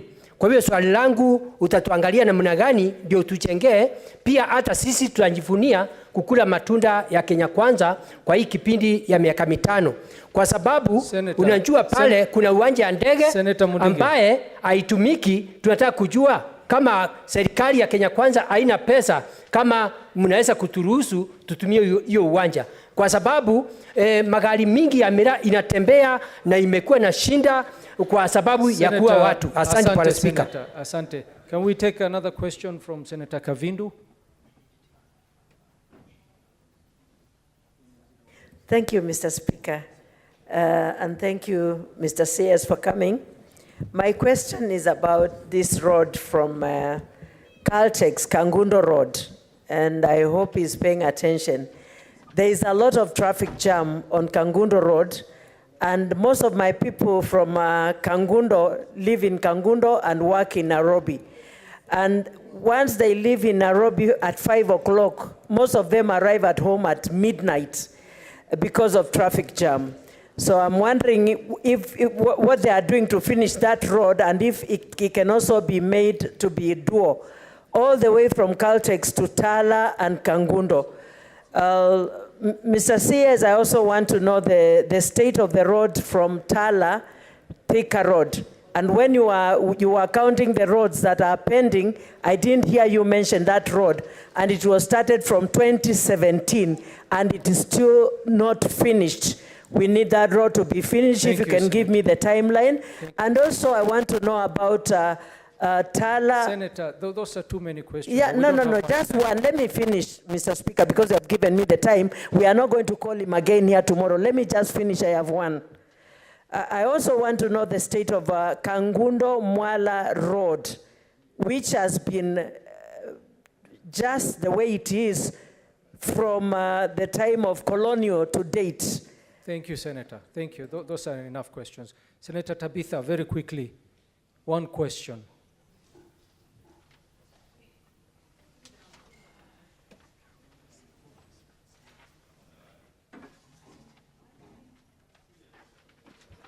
Senator, very quickly, or should we get the answers? No, they were not giving me the mic. Thank you, Mr. Speaker. Honorable Waziri, I really want to congratulate you and appreciate the great work that you are doing. Do not be intimidated by some of the negative sentiments. I just want to ask a very simple question as a Nairobi delegate. International Airport, JKIA, we saw what had been happening. We just want you to tell us what are the plans in terms of the repairs, what are the timelines, if you've formed a committee, what is the strategy and the time that is required. Thank you, Mr. Speaker. You're welcome, but that question was addressed.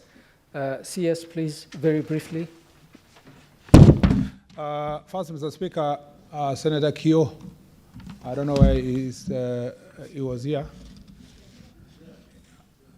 Oh, sorry. Okay, you're still on your seat. Thank you, leader. I didn't mention that road, but now that he mentioned, I think it's the one who is economical with the truth. I didn't use that as an example, but it's a good example of one of the roads that I've stalled for many years. That road was awarded in 2018. It was supposed to end in 2021. The Speaker, 2021 is not Kenya Kwanza administration. But, Mr. Speaker, the good news is that the road is 91% done, and therefore the remaining balance is going to be addressed. Unlike many roads that I mentioned earlier, I used as example, which have only 3%, 5%, less than 30% of completion, at least Kibwezi Road is fairly done. What I was expecting from Senator Wambua is the question of compensation. I used that road earlier as an example of citizens who are responsible, who let go the space for us to construct the road awaiting compensation. And as I said, National Land Commission is working on the process so that we can be able to compensate and know exactly whom we compensate. As unfortunately, these procedures we put in our law make it, create inordinate delay in some of these issues. The Tala-Thika road, I think it was a proposal. It hadn't started. If you mean the road of what we call the Greater Eastern Bypass, the one from Tala all the way to Thika. Mr. Speaker, that road, we signed a memo with memorandum with some Chinese contractor as to working together to get resources to make sure that we create Greater Eastern Bypass, which comes from Tala all the way to Thika itself. On the question of Kangundo Mwala Road, yes, it's been pending for long. I know you have asked me this before, and the MPs have asked me before. Again, because we have to award it as a new contract, we just need to be patient, a little bit patient, to make sure that we get the resources to be able to do so. Last is Senator Mundingi has asked the question of the airport. I'm sure you are with me. We sat together with you and all the counties. The Embu airstrip is not viable for an airport that can carry goods or fly cargo from Embu. You know that there's no land to extend. You have lived around all place. The topography does not allow the same. The good news is that Embu itself is closer to JKIA. And I think that is not biggest of our challenges. The biggest of our challenges is to make sure that we have either road or rail connectivity that can now bring the goods to rail. By the way, Senator Mundiki, just to mention the House, the world is moving away from using aeroplanes to carry cargo. And now we are, even for perishable goods, we are working on providing what is called cool logistics, so that cool containers are provided for transporting perishable goods, including flowers, by sea, which is now under customer preference in Europe. It is the in thing as one way of combating climate change. So the question should be focused on how do you evacuate the goods from last mile to the connectivity to either the railway or the airport without necessarily having to build an airport where you cannot be able to build an airport. The last thing is on the JKIA, I want to repeat this from Senator Tabitha, that the grand plans is to build a new terminal. And that is my focus. I am very, very clear in my mind. I'm very focused that in the next 3 years, we need to deliver brand new airport. That will be a signature project for this administration to turn around. We can't have built an airport that is older than myself in 1978.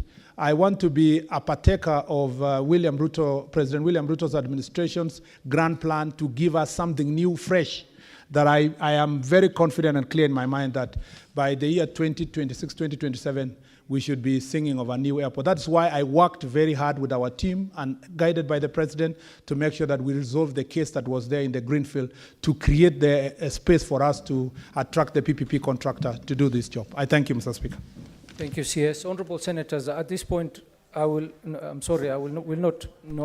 not take any, because of time, and the previous speaker had mentioned that the last question will go to the Chair of Transport.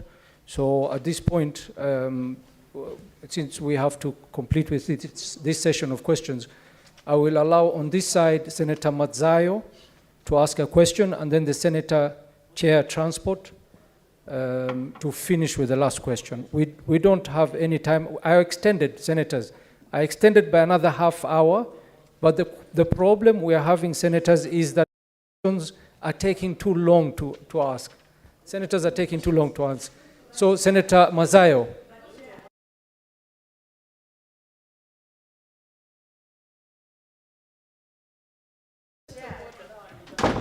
Yes, Senator Kavindo.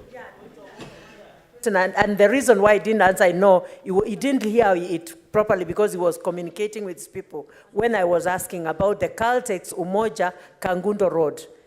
This Kangundo Road, there is a lot of jam there, and people are getting stuck there up to midnight. He will answer with the other questions. Senator Mazzayo, very quickly.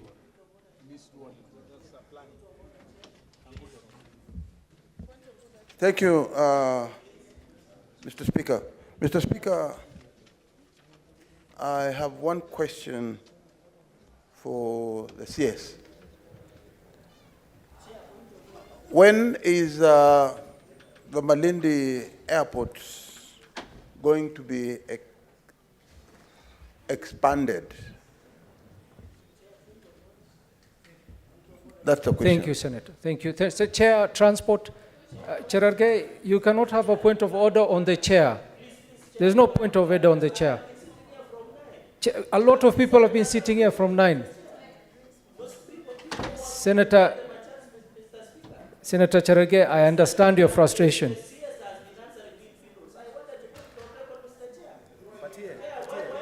Chair Transport, let him ask the question, then we'll come back to you. We will come back to you, Senator Cherargei. We'll come back to you. We'll come back. Senator Mr. Speaker, I believe if I'm given the opportunity, then Senator Cherargei. Approach the chair. Cherargei, approach the chair. Thank you very much, Mr. Speaker, for giving this opportunity. Mr. Speaker, did I hear the CS say that Embu is close to JKIA? I think that was... Anyway, Mr. Speaker, if you look at those people who ask questions, and as the chairman, Roads, Transportation and Housing, I have noted that almost every member of my committee asked a question. And that is to tell probably the department and my committee there is a little bit of disconnect. But, Mr. Speaker, the remedy for that, the committee understand that the CS is a busy person. So the committee made a resolution, Mr. Speaker, that before we invite the CS, we'll be inviting his government agencies, the KERA, the KURA, the KENHA. Yesterday we had NTSA, so that once we understand what they're doing, we'll be able now to be going to the CS himself. Mr. Speaker, it is my commitment as the Chairman, Roads and Transportation, before I ask my question, that I will follow up on everything that has been said here today, Mr. Speaker. And Senator, please be very brief. Yes, Go straight to the question. As the Chair, give me a few minutes. Everything that has been mentioned here today, the Kakamega airports, the roads in Kirinyaga, Tharaka-Nithi, roads in Kajiado, roads in Kiambu. The reason I don't have so many questions is because we meet with the CS more often. And Mr. Speaker, Jomo Kenyatta Airport, the El Nino issues, and Narok. My question now, Mr. Speaker. Mr. Speaker, it's about compensation. The people of Wangige, the people of Getaru, the people of Kabete constituency, since 2018, they have not been compensated when they gave their land for the construction of the Western Bypass. We have been trespassing on people's land. So, Mr. Speaker, I would want the CS to tell us when they are going to be paid, and I also propose when they are paid, they should be paid in the current market rate, not the one that was evaluated in 2018. So, Waziri, you can respond to that. Mr. Speaker, I'm done. Or I can continue. Mr. Speaker, Senator, please, you've already asked your question. Can we have the CS answer? Mr. Speaker, on the Kangundo Road, I understood. Thank you, Senator Agnes. The Kangundo Road requires dualling. I understand what you meant. The congestion in Kangundo Road is making it impossible for those of you who operate from Machakos to come to work. Mr. Speaker, that discussion is ongoing on dualling that road. It requires significant resources, but we are now at the design stage. Hopefully that design will lead to the proper construction. Number two, Mr. Speaker, is that on the Malindi Airport, you know the question, leader, you know the question of the squatters that we are dealing with. That negotiation is ongoing to see how the squatters can be compensated before that can be sorted out. Let the questions be answered first. Let the CS answer the question. Is in the process. Let the CS answer. One moment, yes. What is, you cannot raise point of order. Let him finish the question, then you can rise. Mr. Speaker, on the question of Tala Oldonyo Sabuk Road, it's an ongoing contract, Mr. Speaker, that connects Tala to Thika Road. It is 40% complete. This connects Majakos to the Karisa Road, and it was awarded in 2020 for a contract sum of 1.4. Yes, one moment, please. Cherargei, at this point, I will have to find you out of order. And I'm not trying. This is not a funeral. Okay. Senator Cherargei, I've actually shown you the dashboard. Why don't you give him? So, Senator Cherargei, at this point, I will have to ask you to leave the House. Please leave the House. Please leave the House so that we can continue with the business.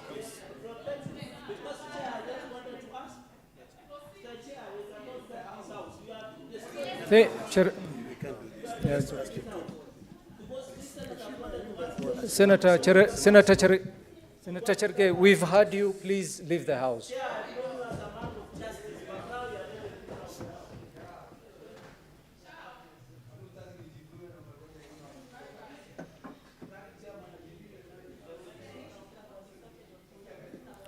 CS, my apology, please proceed. Thank you, Mr. Speaker. You know, I left this House maintaining very high level of dignity. And I think that should be kept because we really trust and treasure you as a leadership. And we appreciate your work you're doing. Mr. Speaker, so I was answering, I know there is my colleague, Senator C.S. Ababu, so, and I've taken so much of the time, Mr. Speaker. On the road of Garissa, I said that the Tala-Oldanyasabuk road is ongoing. It's 40%. It suffers the same fate with other roads in the country. 40% of the road is complete. It has a pending bill. It was awarded in 2020. We are working also together to make sure that that is completed. I think, Mr. Speaker, I don't have any other. On the question of my chair, the chair of the committee, Senator Karungo, you should be helping me to make sure that people don't exaggerate the compensation they need. It's just to become prompt and adequate so that we don't have problems where projects are pending forever. We should borrow from the example of Senator Wambua and a few places in the Mau Mau routes where people allowed us to complete the road as we work on the compensation, which I think it includes the road you are talking about. We will make sure that we compensate the citizens because we are enjoying the benefit of the road that is herein constructed. I thank you, Mr. Speaker. Thank you, Bwana CS. At this point, we have concluded the question time. CS, I want to thank you for your time and for the answers that you've given to the House, and to wish you all the best in your work. I think I will not add too much on that. We wish you were still in this House, but we also are happy where you are right now. Thank you. Thank you, Bwana CS. Thank you, sir. I thank you.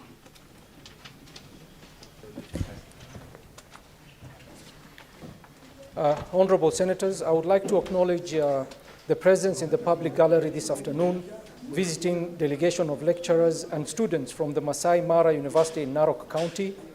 The delegation is in the Senate for one-day academic exposure. Honorable Senators, in our usual tradition of receiving and welcoming visitors to Parliament, I extend a warm welcome to them, and on behalf of the Senate and on my own behalf, wish them a fruitful visit. Thank you. Senator Narok, I thought he was here to welcome them. But Majority Whip, would you be as kind to welcome the delegation? Thank you, Mr. Speaker. Mr. Speaker, it gives me a lot of pleasure to receive, through my remarks, the delegation from the University of Narok. Only a few years ago, Mr. Speaker, we could only talk about the University of Nairobi. The exponential expansion in higher education in this country is evident of the fact that we are ready for Kenya of the next century. I would like to encourage the students and lecturers to work with us because we are clear that it's not enough for us to get university education. We must only see the value on that education by making sure that at the end of the training, our children are placed in places of employment. I thank you, Mr. Speaker. Welcome.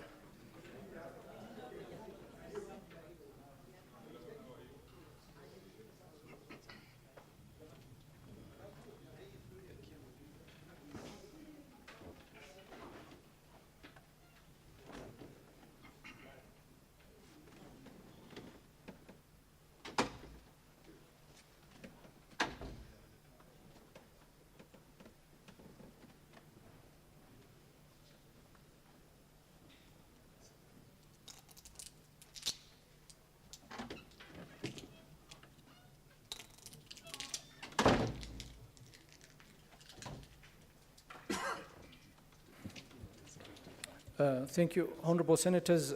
We have received communication from the CS Treasury that is engaged and not able to attend today. And the questions to the CS Treasury Planning will be deferred to next week, Wednesday. CS Sports is here.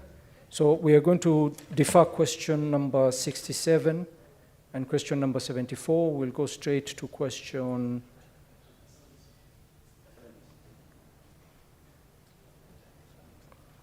question 70. CS Youth Affairs and Sports, welcome to the Senate. Thank you very much for attending. Can we have question number 70 by Senator William Kisang, please? Good. Thank you, Honorable Speaker. Honorable Speaker, I wish to put my 3 questions. Ford, the CS, was in my county recently. He attended the 10 International Marathon, and we ran the 5-kilometer race together. And I won, he became number 2. Honorable Speaker, could the Cabinet Secretary state the number of sports training camps in the country, and Elgeyo Marakwet County in particular, and indicate whether they are duly registered and licensed? How many foreign athletes are currently training in the said camps? Could the Cabinet Secretary clarify whether the foreign athletes are registered and indicate the type of visas they have? Number D, Honorable Speaker, what is the government doing to facilitate knowledge exchange between the local and foreign athletes using Kenyan training camps and to ensure that local talent is not overshadowed, Honorable Speaker? Thank you.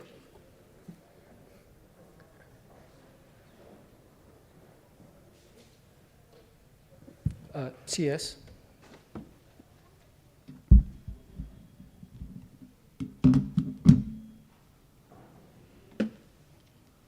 Thank you, Honorable Speaker. Thank you for affording us this opportunity to share with the Honorable House on the issues that have been raised before us. And for purposes of the record, Honorable Speaker, the Honorable Senator William Kisang, yes, raced with me for the 5-kilometer distance at the 10 marathon. As to whether he won or not, that is a matter of debate another time. But quickly, Honorable Speaker, please allow me as a preliminary just to say that the ministry is restructuring and realigning all our operations to be in sync with the bottom-up economic transformation agenda of government. This restructuring and realignment includes the following, some of which are relevant to the question that the Honorable Senator Kisang has asked. Number 1, for the Safari Rally project, we are embarking on a fresh 3-year contract following amendment of the initial contract, extending the period for hosting the WRC Safari Rally from 3 to 6 years. We are using this transition phase to restructure the whole WRC Safari Rally project, and I'm pleased to report that we already have succeeded to return the Safari Rally to its traditional Easter season from June. Number 2, on training camps, we are instituting a mapping exercise, including enacting rules for registration, operation, reporting, and monitoring of these camps. On funding, we are ring-fencing the Sports, Arts, and Social Development Fund, the SASDF, to primarily focus on development of sports and the creative economy. And further, we are introducing measures to enhance transparency, accountability, and transparency, including disclosure of any co-funding from sponsors before any federation is funded by government. Those are some of the things we are doing generally, Honorable Speaker. Now allow me, with respect, to move right away from question number 70 on the training camps. Honorable Speaker, Honorable Senators, Section 46 of the Sports Act 2013, as read together with Regulation number 4 of the Sports Registrar Regulations of 2016, places the responsibility of regulating professional sports persons and bodies through licensing on this Ministry of Youth Affairs, Creative Economy, and Sports. This includes training camps, sports academies, athletes, referees, agents, and coaches. It is important to note, for the record, that indeed training camps bear some benefits, including talent development, performance enhancement, skills transfer and knowledge sharing, exposure to international competitions, and other economic benefits. Let me disclose to this Honorable House that when we came to office, we realized that the benefits of training camps notwithstanding, this ministry had not been undertaking the important task of registering, monitoring, and overseeing operations of training camps. This is a responsibility that had been relegated to Athletics Kenya. And obviously, it has been a gap I must disclose to this House. Now, to deal with this aberration, to deal with this gap, I directed the Office of the Sports Registrar and the Anti-Doping Agents of Kenya to immediately commence mapping of all training camps. I'm glad to report that this exercise took place from the 27th of March to 3rd of April, and the primary objective really was to identify all training camps and get together all the necessary information.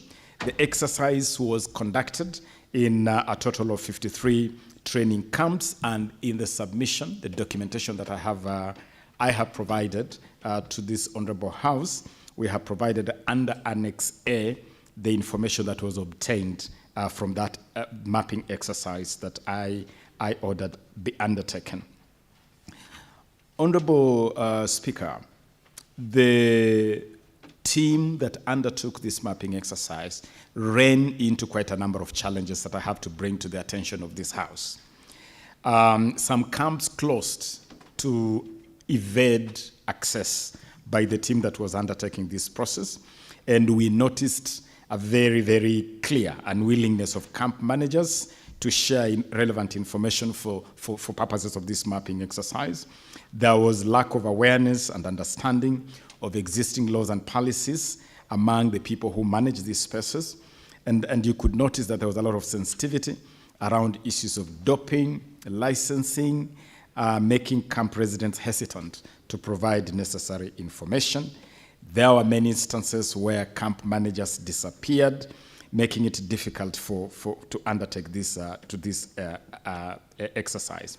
Nonetheless, the ministry was able to issue 1,018 licensing forms to the 53 training camps and other relevant target groups. These forms have not been returned yet, and that is a process that is being followed up.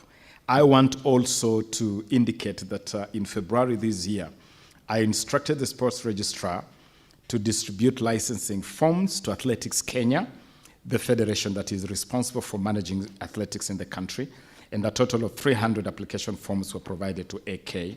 AK has made a commitment to make returns on this exercise. With regard to Elgeyo Marakwet County, it is worth noting that this county boasts of the highest number of training camps in the whole country, primarily because of the very unique location of this county, the high altitude, the incredible beauty. This place is absolutely beautiful, out of this world. I visited the other day and I had difficulty living.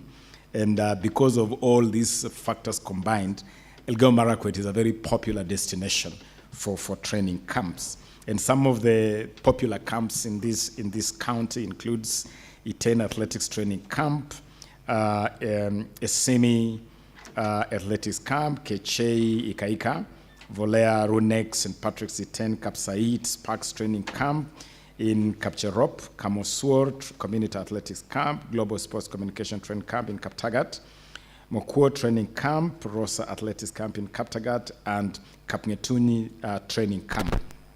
The ministry remains fully committed to making sure that this whole space is better managed, and I particularly want to add that we have put together a very robust multi-agency team, especially to help us deal with the challenge of doping.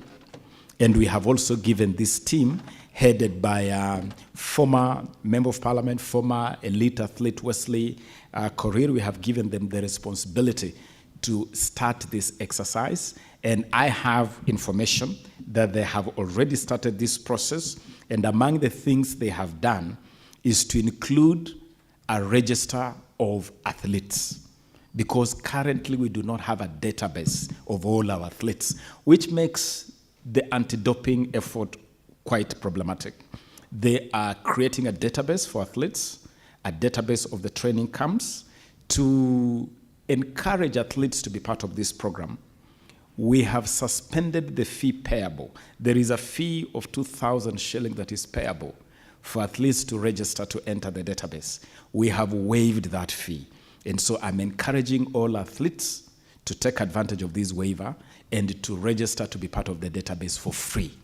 That database will also include the spaces where they train, including the training camps. On the segment B of the question, how many foreign athletes are currently training in the aforementioned camps? As I've already mentioned, Honorable Speaker, Honorable Senators, this is a process that is ongoing in terms of getting the data together. And I must admit to this Honorable House that it is really was an oversight for this ministry not to have put this information together previously. But we are fixing it. I'm glad that we are fixing this. And while I may not with certainty give the exact number of foreign athletes in the country, in due course, and I can commit to this House that within 30 days, after the conclusion of this exercise that is already going on, I'll be able to provide this information, both to the Honorable Senator Kisang and for the benefit of this House. Those application forms are already going on, and I'm glad that we have included a whole cross-government effort to include KRA, the Ethics and Anti-Corruption Commission, the NHIF, the DCI. It is a collective effort to just make sure that this is properly done. I have also provided information there in terms of the time, the seasons, when you expect a lot of these athletes in the country. As we know, athletics is pretty seasonal, and all those details have been provided in the answer. And from the foregoing information we have provided, it's important to appreciate that the peak season of foreign athletes in Kenya is normally between January and March, according to the mapping of the seasons that we have done. Segment C requires me to clarify whether foreign athletes are registered and indicate the type of visa granted to them. Again, as I've already indicated, the process of mapping, the process of registration, the process of monitoring is ongoing. What is important for the House to note is that we have brought structure to that space, and we have also provided resources, sufficient resources to help us manage that whole space. And so as soon as we conclude that exercise, we'll be able to give an indication on the exact status. But as to visa, the ordinary visa, the normal visa granted to this type of visitors is the tourist visa. And after the tourist visa is granted, a license is supposed to issue. And that is where we have had an issue, because that space has not been very well governed. And as I've said, it is something we are fixing. We also have every intention of making changes to the policy and legal framework by taking a fresh look at the law to manage this space better as Kenya becomes more and more attractive to foreign agents and foreign athletes.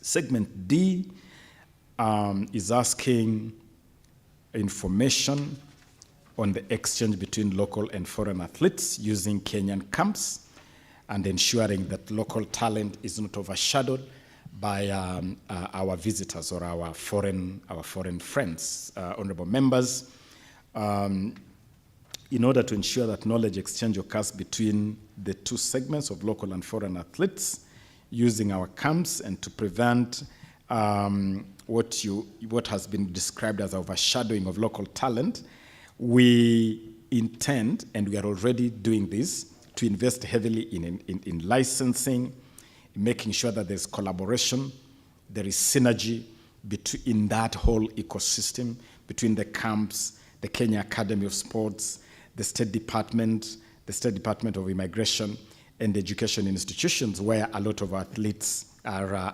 domiciled. We are also developing policy guidelines on this whole area of camps and reviewing the Sports Act and the National Sports Policy to manage that whole ecosystem better. But I can say, even for now, that there is a very symbiotic relationship between our local athletes and foreign athletes. We have had some really, really top level, elite athletes like Mo Farah training here with us. And definitely it has benefits of the two sets of athletes training together, besides the fact that under our sports safari project, where we are using sports to promote tourism, this also encourages, helps to market our country and attract increased number of visitors, promoting areas like Elgeyo Marakwet and other parts of the country to the outside world. Honorable Speaker, I submit. Thank you, Cabinet Secretary. Senator Kisang, before you ask your supplementary question, I would like to give this opportunity to Senator Olekina to give some remarks to the delegation of lecturers and students from Masai Mara University, Narok. Please, Senator Olekina. Mr. Speaker, sir, let me appreciate you for your magnanimity in allowing me to welcome the students and the leaders from Masai Mara University. I want to encourage them, and as you are visiting here today, this university has turned Narok into the go-to place. Properties in Narok, the prices have now escalated because of the fact that we have a university. I just want to encourage you and to advise you that when you're visiting here for an academic exercise, please go back to Narok, knowing very well that you're fully represented. Ensure that you engage the businesses in Narok community, all the businesses in Narok, so that you can get internships, so that you can be able to ensure that when you're in college, before you graduate, you've already lined up your job. So I want to encourage you to continue, and others who are not here, to always come and visit. But most importantly, ask yourself, what is in it for me? What is my visit here for? Here we see us arguing. I'm sure you are entertained with a back-to-back argument between the senator for Nandi, but that is normal. That is representation. Maybe the senator felt like there was something which he really needed to do. You need to take this opportunity to learn, and I thank you for coming, and I will definitely be visiting the university so that we can engage to see how you can create opportunities for yourself within the businesses that's around Narok County. We don't need to go to Nairobi to look for jobs. We can create, we can realign the existing resources. I know the former chancellor, who had a lot of challenges, had started a cooperation with the Chinese to be able to produce medicine. I hope that the instructors who are here or the lecturers who are here can continue, engaging further in collaboration with other universities abroad so that we can be able to make Masai Mara University a go-to place, and Masai Mara University can be able to actually now begin packaging perfumes. They can package a lot of other things because of our environment. Otherwise, I thank you, and I welcome you again. Thank you, Senator Olekina. What is your intervention, Senator Sifuna?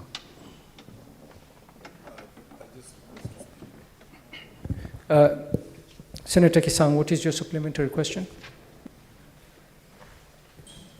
Thank you, Honorable Speaker. Honorable Speaker, you realize that two of the questions are not yet answered, but I'll wait for the 30 days the CS has requested, because you noticed that he said they started the assignment around February, March, but they'll complete in due course. Honorable Speaker, I have two supplementary questions. Number one, actually it's like comment. Number one is I would urge the CS, especially to have a desk in his office within the ministry for the young athletes, because sometimes they get invitations to go and run out of the country, but it takes time for them to access or to get the passports. So it is important that you set up a small desk UL between yourselves and AK, so that they don't miss an opportunity to go and show the talent and make money. So it's important that you have a desk to assist, even if they don't have money. Sometimes we contribute as leaders from those regions to give them money for processing passport. I hope the new fees that were proposed by the CS Kindiki they'll go back to the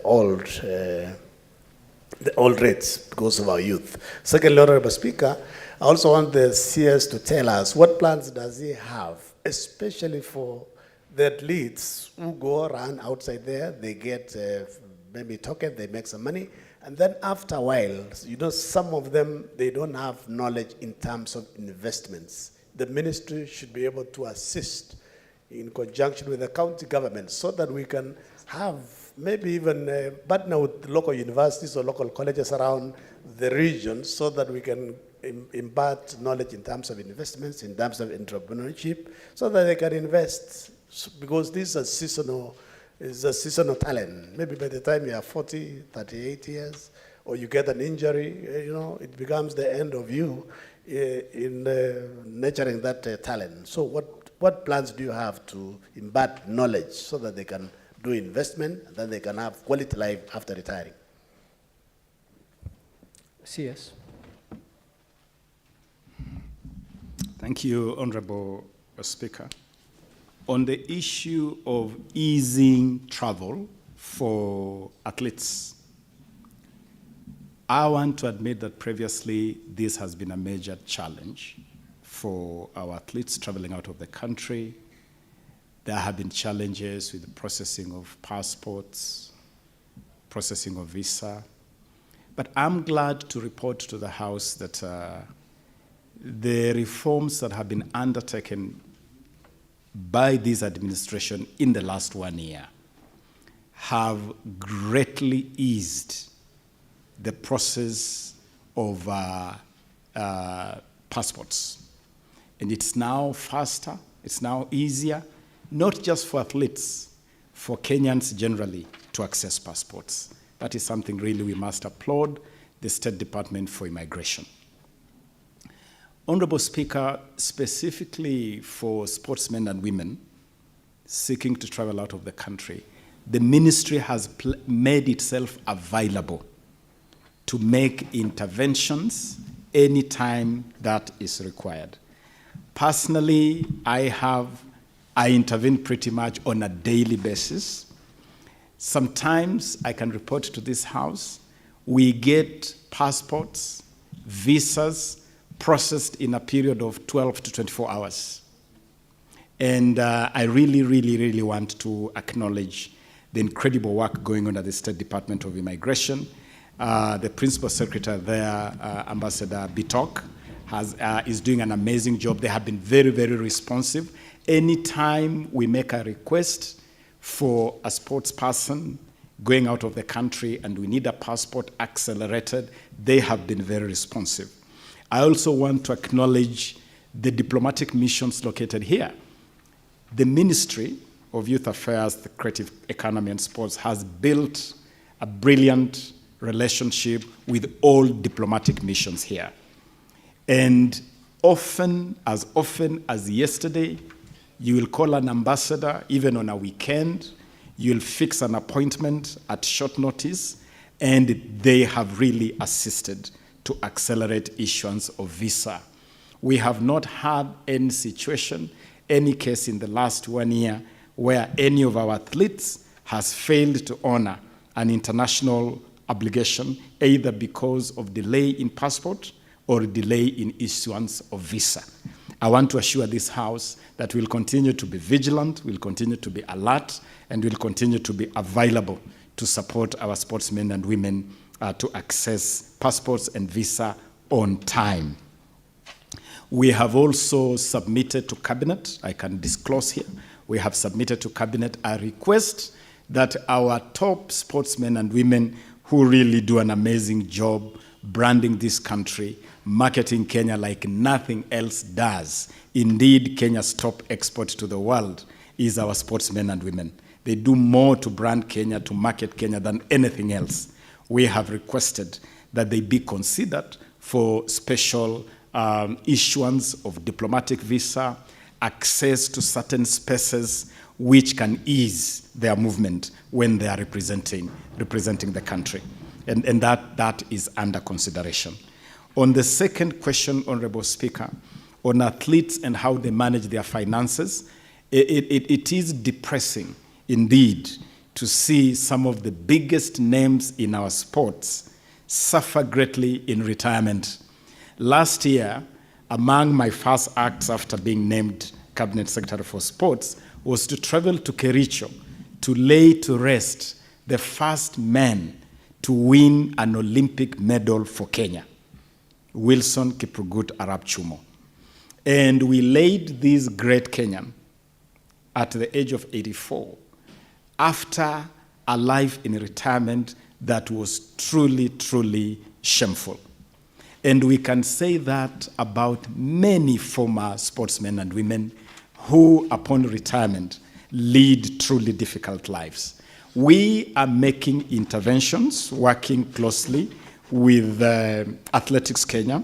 Among those interventions is a program that we are working out together with the Kenya Commercial Bank, KCB. Under this program, we provide what you can call investment intelligence to sportsmen and women and customized training packages for sportsmen and women on how to manage their finances better, on how to invest better, and also just to be finance savvy and be in a position where they can take better care of their finances. The shelf life of your average sportsman and woman is about 10 years. It's a very short shelf life. Before you know it, the gravity train has stopped and you are at retirement. And so we are using this program to prepare them for that. We are also pleased to inform this House that on the 30th of this month, a few days from today, we'll be launching Kenya's first ever pension scheme for athletes. And so athletes are going to have a pension program where they can put in some resources. Government will also put in some resources to provide a program where after retirement, you'll have some pension benefit, just like any other salaried Kenyan. We have also started a process in the ministry to develop a social security policy for what you can call our veterans, our veteran sportsmen and women. And these will include sensitization of all stakeholders, including athletes and the veterans themselves. And also, honorable senators, we are putting together a program where we can make good use of our retired sportsmen and women. The ongoing Talanta Hela program, for instance, has tapped into retired sportsmen and women as scouts, providing their services as scouts in the program of sporting and developing young talents. And as we do that, we are also honoring our retired sportsmen and women. Earlier this year in August, we hosted the Hongera Awards, where for the first time in the history of this country, we honored our elite legends that have decorated our sports over the years. We have also decided that most of our sporting facilities will be named after these legends.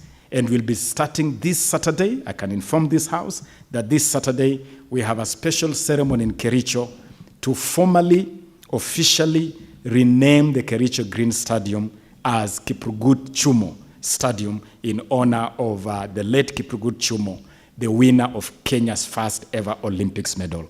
I submit, Honorable Speaker. Thank you, Cabinet Secretary. Next question is question number 71, which will be asked by Senator Wamatinga on behalf of Senator Murango.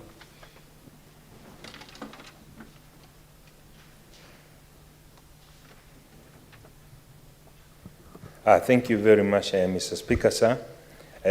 I'm licensed to ask a question on behalf of Senator of Kirinyaga, who's attending an official visit in Kirinyaga County. Mr. Speaker, sir, may the CS tell us what has occasioned the delay in the completion of the project of the construction of Wanguru International Stadium in Moya constituency in Kirinyaga County, which was launched in 2020? B, could the Cabinet Secretary disclose pending works and state the projected date of completion? And C, what is the total budgeted cost of the project, and could the Cabinet Secretary provide the status of payments to the respective contractors and also disclose the outstanding amount? Thank you, Mr. Speaker. Cabinet Secretary. Thank you, Honorable Speaker. I submit that Wanguru International Stadium was one of the 4 legacy projects of the immediate former administration.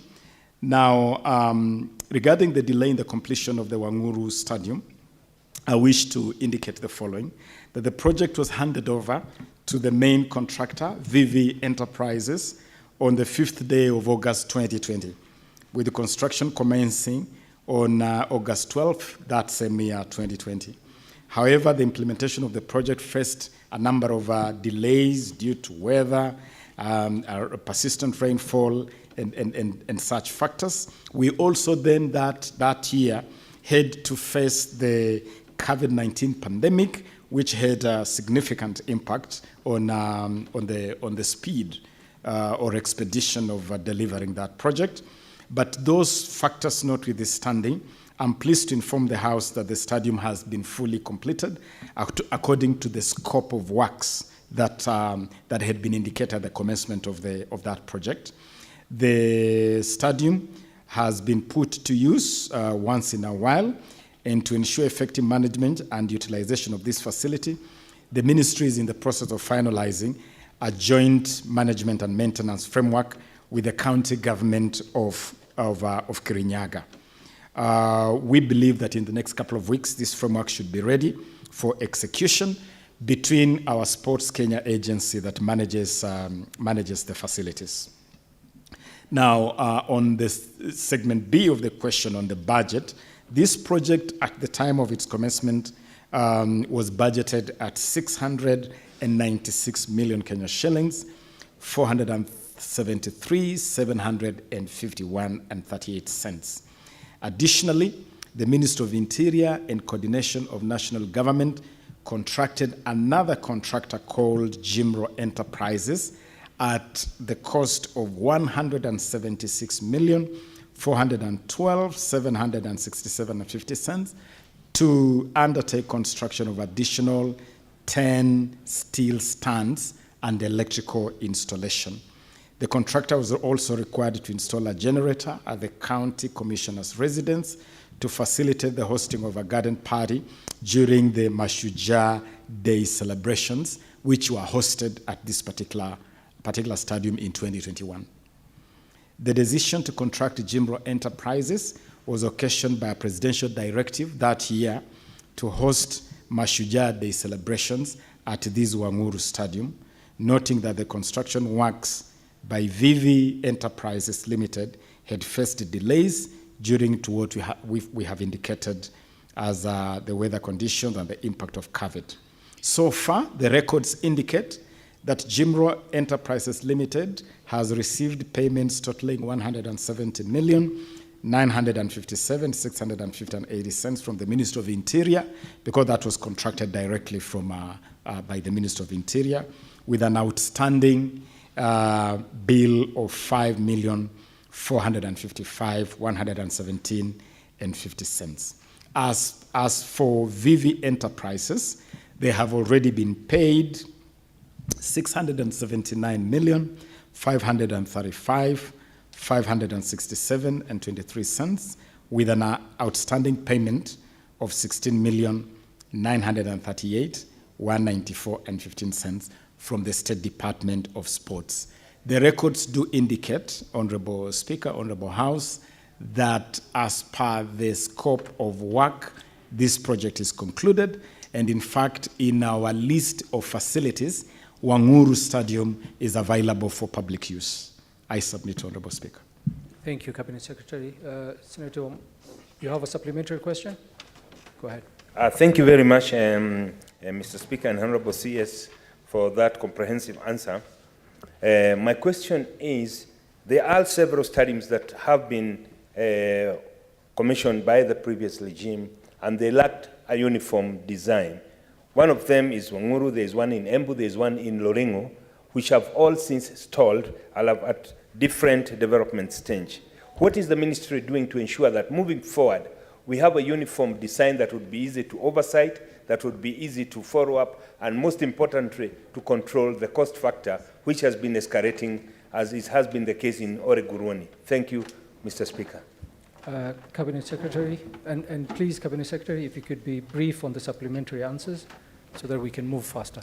Very, very quickly, just to inform the Honorable Senator that indeed there are a number of studies that commenced under the previous administration. We have done a quick assessment of those studies. We have gone further also to subject these projects to a forensic audit just to determine the value for money that was put into these projects. That forensic audit is at a tail end.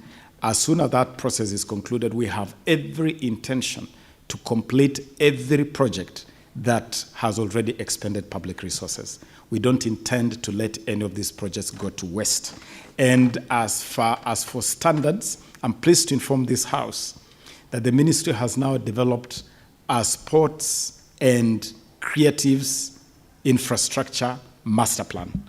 We now have a master plan that is very clear on what kind of facility to do at the international level, at a regional level, and at a community level.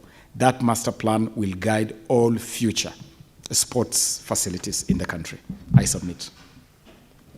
Thank you, Cabinet Secretary. We'll move on to the question number 72 and 73, which is by the Senator for Kisii County, Senator Richard Wanyonka. Senator Mbugua, on his behalf, you can ask the question. Thank you, Mr. Speaker. I rise to ask question number 72 on behalf of the distinguished Senator for Kisii, the Honorable Senator Richard Wanyonka. A, what was the total amount of money utilized by the government in organizing and hosting the 2023 World Rally Championship Safari Rally event? And could the Cabinet Secretary provide a breakdown of the expenditure and disclose any funding received from WRC International? And B, could the Cabinet Secretary provide details of the audit findings of the Office of the Auditor General on the utilization of public funds in organizing and hosting the WRC Safari Rally? And C, are there any outstanding bills related to the WRC Safari Rally? And if so, could the Cabinet Secretary provide information of the nature of the bills and the projected timelines for their settlement? Thank you, Speaker. Senator Mbugo, proceed with the next question as well so that the CS can tackle both.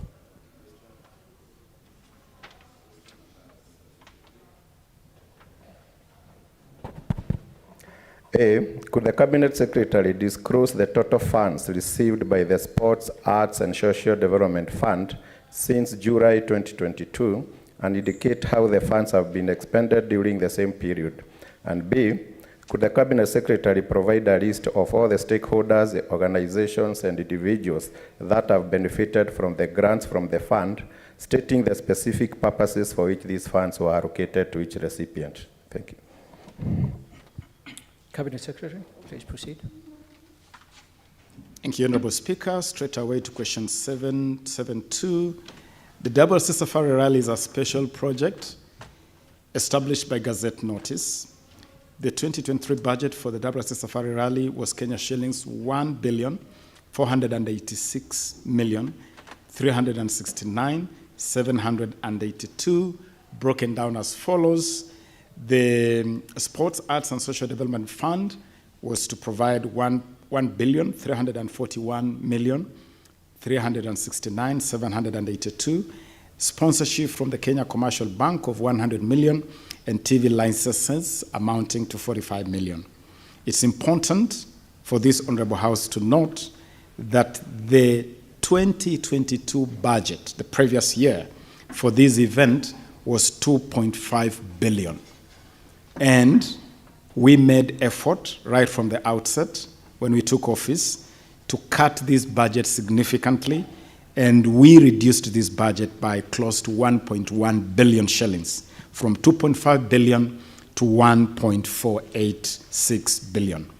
The preliminary report from the WRC Safari Rally Project Secretariat indicates that the 2023 budget of 1.48 billion was utilized as follows. And I have provided a summary, Honorable Speaker. I have provided a table where we spent 487,200,000 to the WRC promoter. Normally you pay a subscription fee to the promoter. And so from that budget, 487,200,000 was wired direct to the promoter. The steering and local organizing committee and the secretariat utilized 228,810,692. The event hosting, the actual budget for the event was 770,359,90 shillings. Honorable Speaker, the same preliminary report, I'm calling it a preliminary report because it's under review by the ministry, from the WRC Safari Rally Project Secretariat indicates that there was an over-expenditure of 272,288,582. The ministry has received this preliminary report and is subjecting it to verification for further action. The same preliminary report from the project secretariat indicates that there are pending bills totaling to 38,762,13 shillings. And we have provided details of those pending bills that is annexed to my submission as Annex C. The ministry is subjecting this report to verification for further necessary action. All returns from the WRC Safari Rally project will be subjected to audit and the reports made public. And that will be done soon as the ministry concludes the verification exercise that is currently ongoing. Honorable Speaker, I submit. Cabinet Secretary, there was question number 73 as well. Straight on to question number 73, Honorable Speaker. We have provided a table, we have tabulated the funds that have flown into the Sports, Arts and Social Development Fund from July 2022. And Honorable Speaker,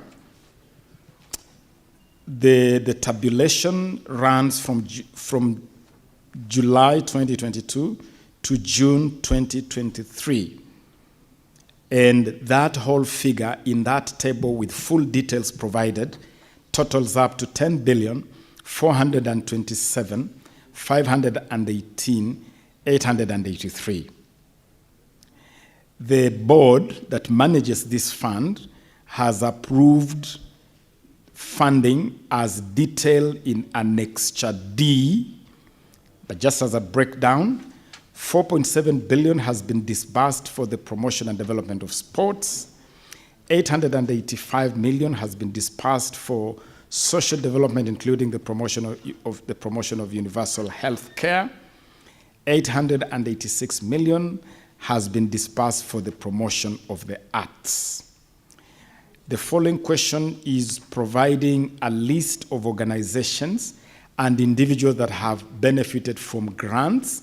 And Honorable Speaker, we have supplied Annexure D, the annex marked as Annexure D, which provides details of all recipients of funding or support from the fund, including federations and public institutions.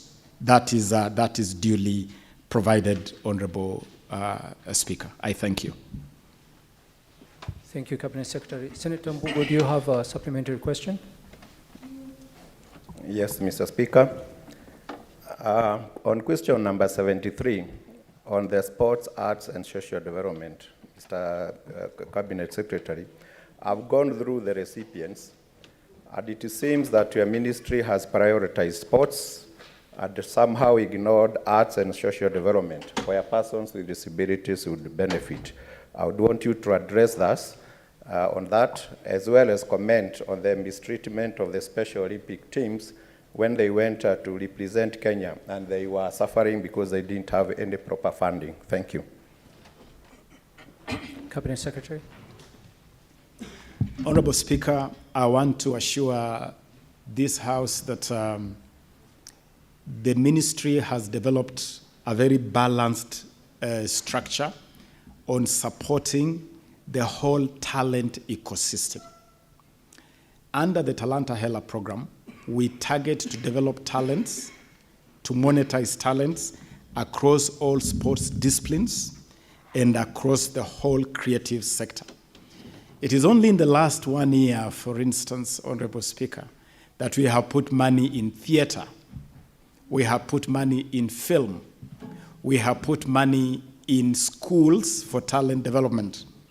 I can disclose to this Honorable House that for the first time in the history of this country, this fund provided 267 million Kenya shillings to support all talents in schools. We funded the Kenya Drama and Film Festival. We funded the Kenya Music Festival.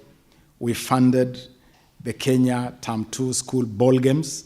All those amazing games you saw in Kakamega, the incredible numbers you saw at Buhungu Stadium, the live broadcast you saw KBC broadcasting the Kenya School Games for the first time in the history of this country. It was because of the funding of 267 million shillings from this fund to support that talent development. In that talent development, there is no discrimination. Indeed, the mantra of the ministry, the mantra of this government led by His Excellency William Samoei Ruto is leaving no one behind. We are leaving no one behind. And with regard to the arts, the creatives, we are very deliberate, we are very intentional, we are very structured in making sure that we invest heavily in the development of the creative economy. You have noticed, honorable senators, that the president has even restructured this ministry. The ministry is now called Youth Affairs, Creative Economy, and Sports. And it is to show deliberate focus on the creatives. And under creatives, we are targeting everything. We are targeting content creators, film, theater, fine art, performing arts, pageantry, fashion. Everything under that creative economy is receiving priority and receiving support. We are even putting money in innovation. Next week, we will be unveiling the Kenya Innovation Week Commonwealth Edition, and we have invited all the 56 member states of the Commonwealth who will be in Nairobi as part of our effort to promote innovation. And we have also launched the Presidential Innovation Challenge and Award, through which our young people can showcase their innovation. The best innovation will each walk away with 5 million Kenya shillings startup fund. All this supported by this fund. So whether it is innovation or creativity or sports, this fund has an eye on all of them. With regard to what the Honorable Senator is referring to as our Paralympics team, we take very good care of our Paralympics team. We take time to support them. And the team that went to Germany was fully funded by the ministry. When they returned, we organized a special reception hosted by His Excellency the Deputy President, flanked by Engineer Peter Tum, the Principal Secretary in the State Department of Sports. And this is among the teams that received their cash awards on return. They received their cash awards immediately. I'm assuring this House that we have our finger on the pulse of sports and the creatives in this country, and we are doing everything humanly possible to take better care of our sportsmen and women and our creatives, and I have no doubt that we are doing a sterling job at it. I submit, Honorable Speaker.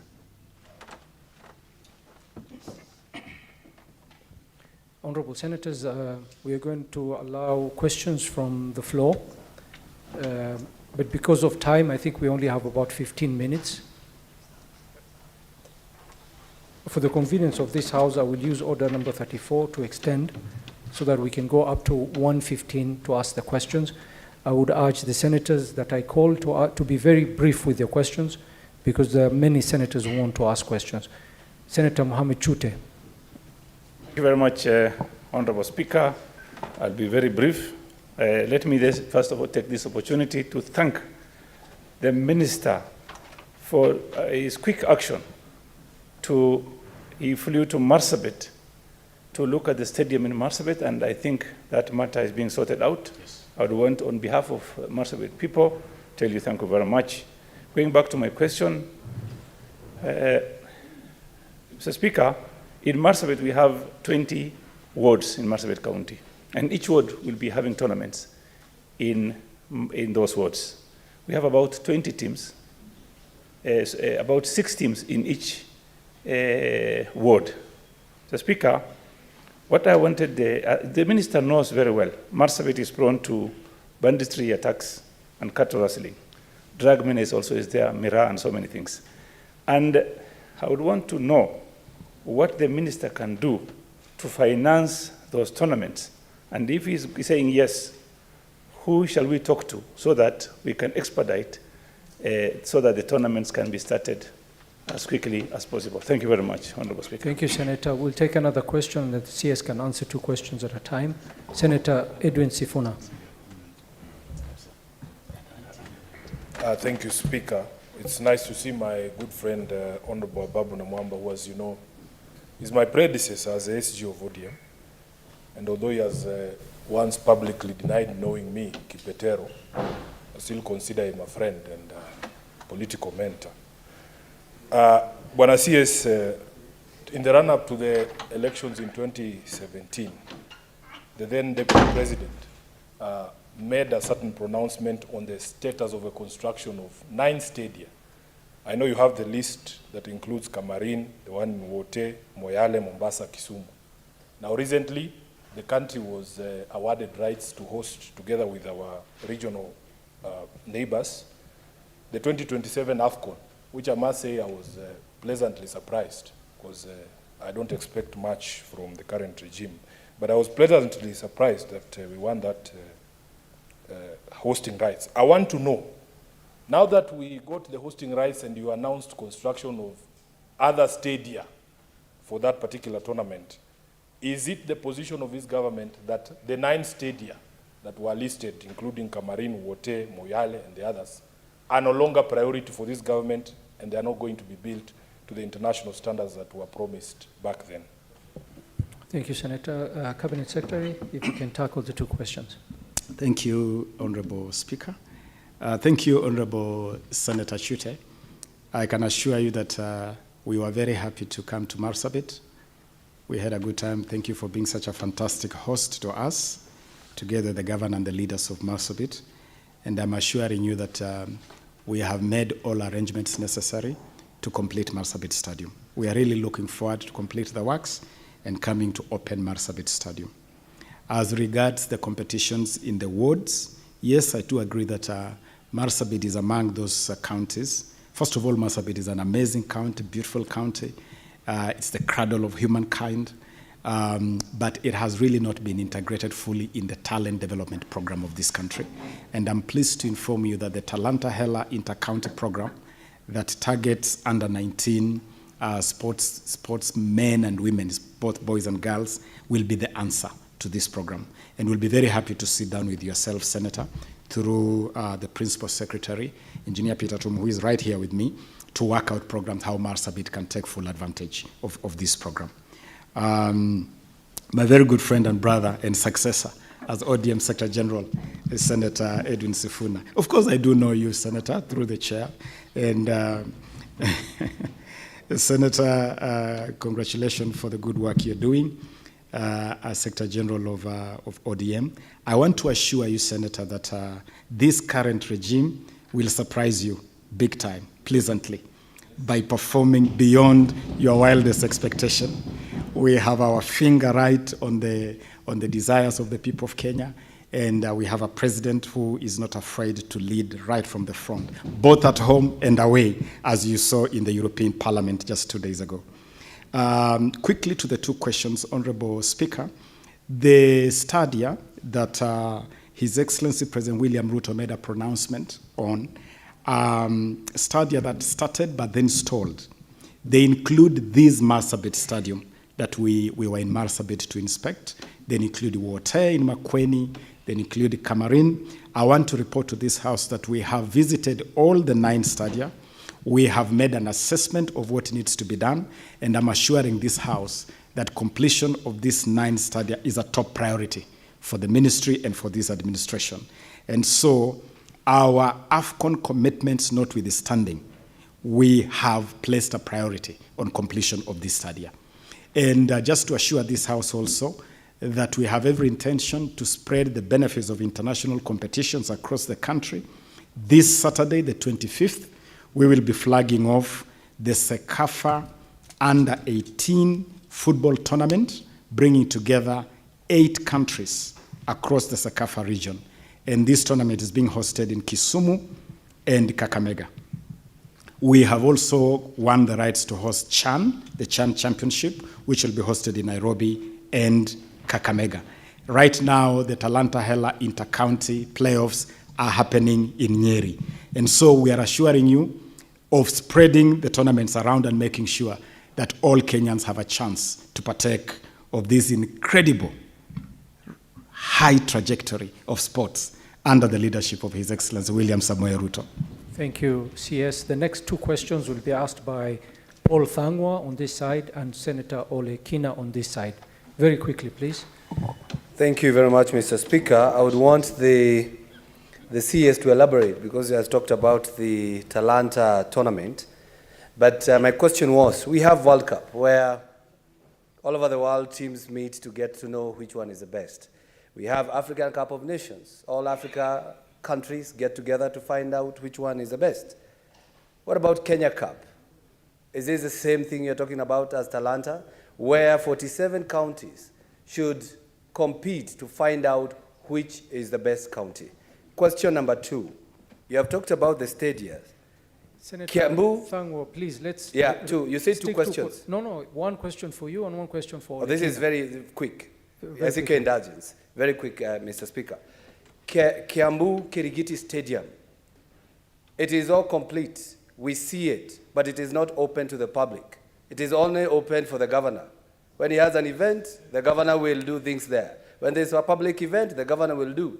But the public is are not using the stadium. When are you going to hand over an open Kirigiti Stadium?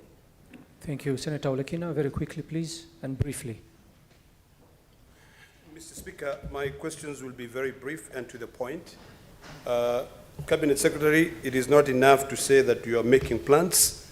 Article 153(4) requires you to submit regular reports on matters, so I would like to request that you do so. But I have 2 specific questions, and I've jotted them down so that I ask them specifically.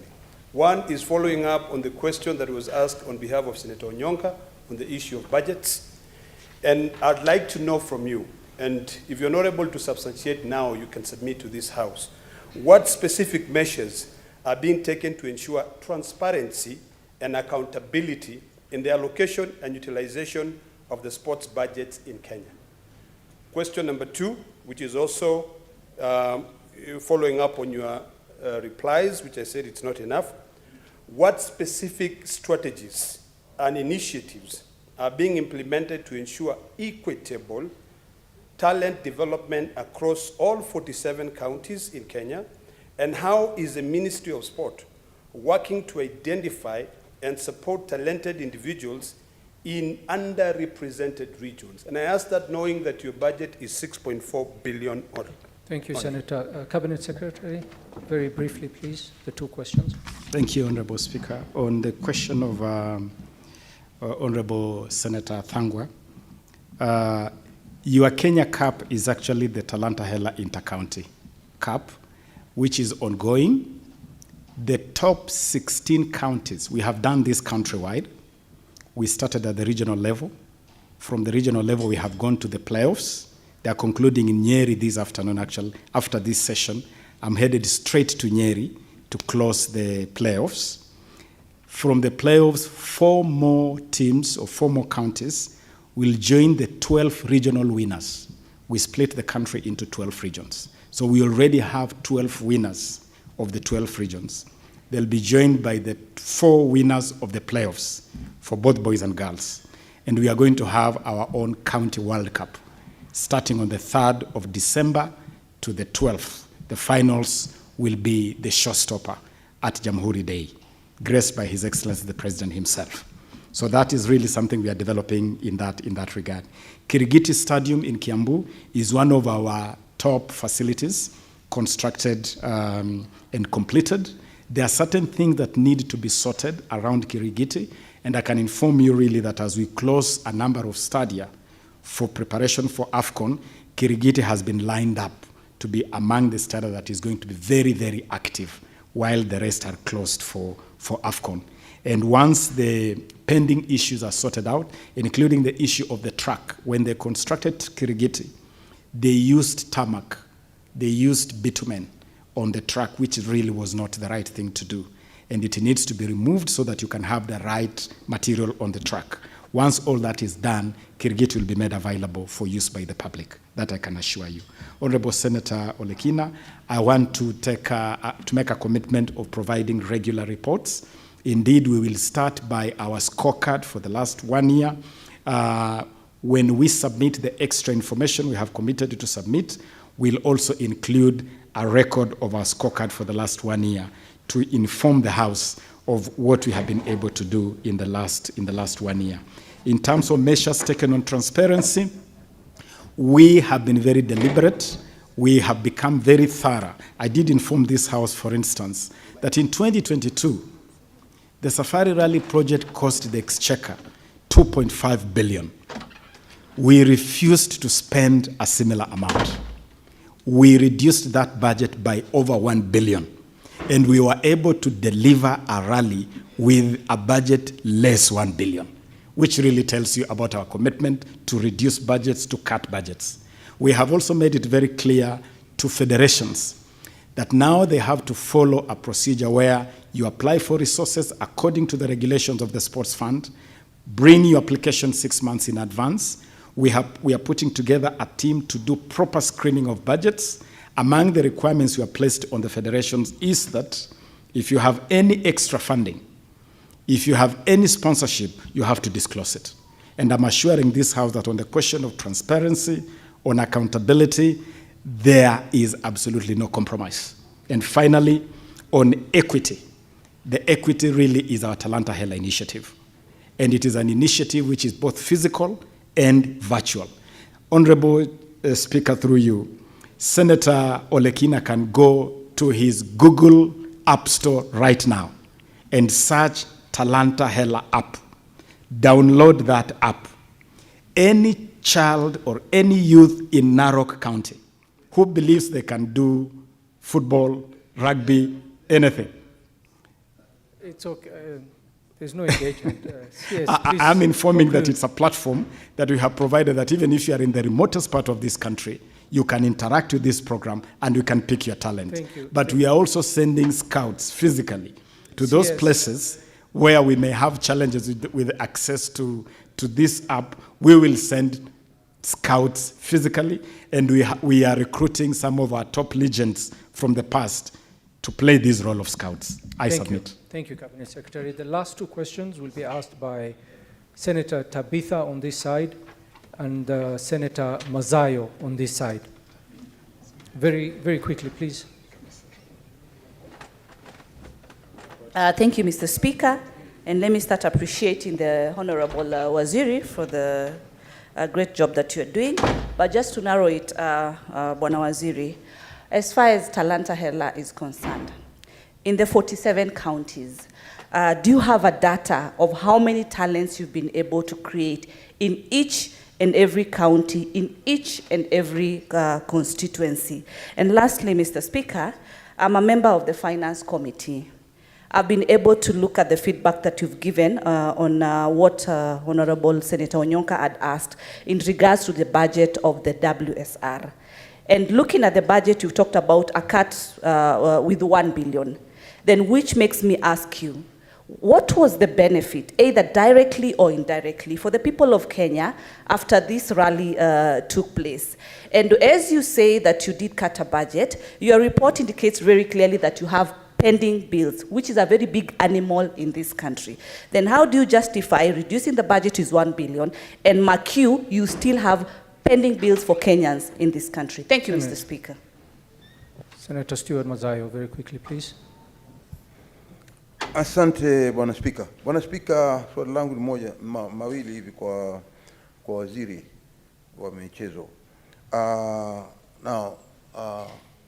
Waziri, ni mipangilio gani ambao umeifanya kufikia hivi sasa kuona ya kwamba uhusiano wa FKF, wale walio ndani ya ofisi hivi sasa, na wale former footballers na fans wa mpira, kwa sababu huu ni mambo ya kandanda. Watu wengi sana wanapendelea katika Kenya, wana wafuasi wakubwa. Ni mpangilio gani umefanya kuona kwamba uhusiano umerudi? Manake hivi tunavyoelewa ni kwamba uhusiano kufikia hivi sasa bado umezorota sana, hali tukijua kwamba mwezi wa pili utaweza kusimamia kuona kwamba kutakuwa na uchaguzi wa uongozi ndani ya Kenya kuhusikana na kandanda.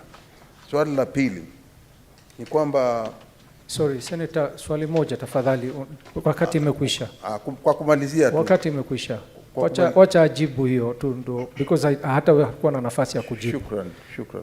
Cabinet Secretary, you may answer the questions. You only have 5 minutes. Thank you so very please, much, within those 5 minutes. Honorable Speaker, on data of talents, I can inform Honorable Senator Tabitha that indeed we have built, and this is a first in Kenya, we have built a database. I can even make even happier that from the activities going on in schools, we have pipelined or connected all those activities to the Kenya Academy of Sports.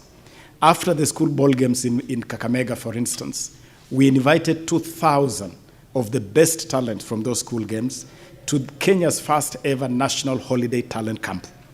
It is from that talent camp that you have seen youngsters now going to play for Kenya in the under-18 Sekafa Championship. A lot of the boys and girls who have been selected for those junior national teams came from that talent camp.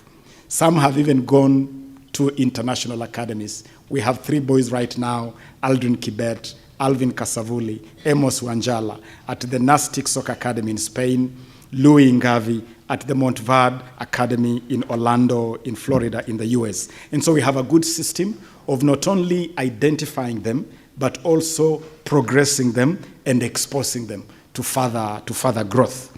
And right now through the Talanta Hela app, and I would invite the honorable senators to visit the Talanta Hela screening room at Kasarani at the Kenya Academy of Sports. We have data on everybody and everything that we are coming into contact with. And today, if a scout in the UK or in Brazil wanted to know the best dribblers or the best in ball control, we can be able to give them. And we can be able to give them access to the Talanta Hela online system. So we have really upgraded that space of developing talents. The question of the benefits of the Safari Rally markets the country incredibly. The last Safari Rally was the most watched of the 13 series of the WRC Safari Rally. It markets the country and definitely has incredible benefits in terms of pulling in investment and tourism and just branding the country to that international audience. Pending bills is a challenge, and I want to indicate to this how the pending bills that we have received as a report from the project are not confirmed yet. We are subjecting that report to internal screening, verification, and assessment. We will only commit public resources to what is verified and what is authentic, because on transparency, on accountability, there is no compromise.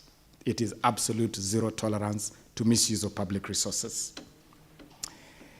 Mheshimiwa Senator, ndugu yangu, rafiki yangu Madzayo, amezungumzia kuhakikisha kwamba kuna uhusiano bora kati ya shirikisho la kandanda humu nchini FKF na waliobobea zama za kale na vile vile mashabiki wa mchezo wa kandanda nchini Kenya. Nifahamishe Mheshimiwa Senator kupitia kwako Mheshimiwa Speaker ya kwamba kumekuwa na hali tatanishi, kumekuwa na changamoto tele kwenye mchezo wa kandanda hapa nchini. Itakumbuka ya kwamba mwaka mmoja uliopita tu Kenya ilikuwa imepigwa marufuku na shirikisho la kandanda ulimwenguni FIFA, na tulifanya jitihada za haraka sana kuhakikisha kwamba Kenya inarejea kwenye mashindano ya kandanda ulimwenguni. Hivi karibuni timu yetu ya Harambee Stars wamehusika kwenye mashindano ya kufuzu kwenye kombe la ulimwengu mwaka 2026. timu zetu za kinadada vile vile zinaendelea hivyo hivyo, na ningependa kuhakikishia. Nashukuru Mheshimiwa Speaker. Sorry, Cabinet Secretary. At this point, I will have to interrupt. I thank you, Cabinet Secretary, for your time and for the answers that you've given to this House. Honorable Senators, it is now 1:15 p.m. The time I had directed pursuant to Standing Order 34, 2A, that the House will adjourn. The Senate therefore stands adjourned until today, Wednesday, 22nd November 2023 at 2:30 p.m.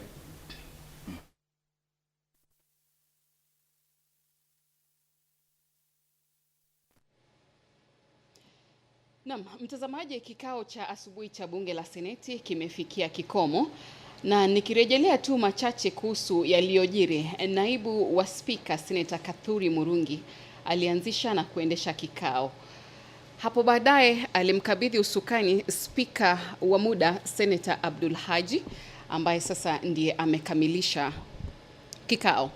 Naam, waziri wa barabara na usafiri alifika mbele ya bunge la Seneti akakabiliana na maswali kutoka kwa Seneta Mwenda Gataya Mofaya, Seneta Tobiko, Seneta Dr. Halware na Seneta Tabitha Mutinda.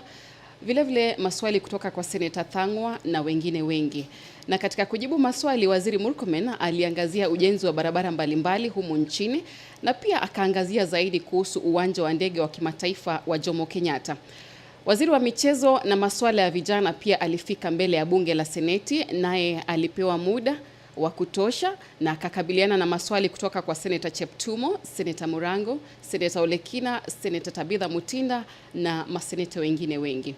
Waziri aliangazia kwa kina kuhusu kambi za mazoezi kwa wanariadha, dimba la Talanta Hela, na hapo baadaye pia akaangazia mbio za magari, yani safari rally.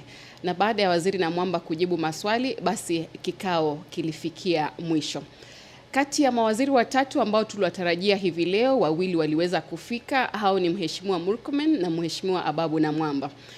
Na mtazamaji, iwapo ulipitwa na yaliyojiri katika kikao hiki, tafadhali fanya hima utazame kwa tovuti ya YouTube. Unaweza pia kupata nakala ya Hansard kutoka kwa tovuti ya bunge la Kenya www.parliament.go.ke na upate kusoma mengi zaidi. Kumbuka matangazo haya ya moja kwa moja yanaletwa kwako na kitengo cha utangazaji cha bunge, yani Parliamentary Broadcasting Unit, chini ya ushirikiano na KBC Channel 1. Kwa sasa sina la ziada. Hata hivyo, na kuomba usikose kikao cha alasiri kuanzia mwendo wa saa 8:30 hivi. Langu jina ni Vusaka Litu. Kwa heri kwa sasa.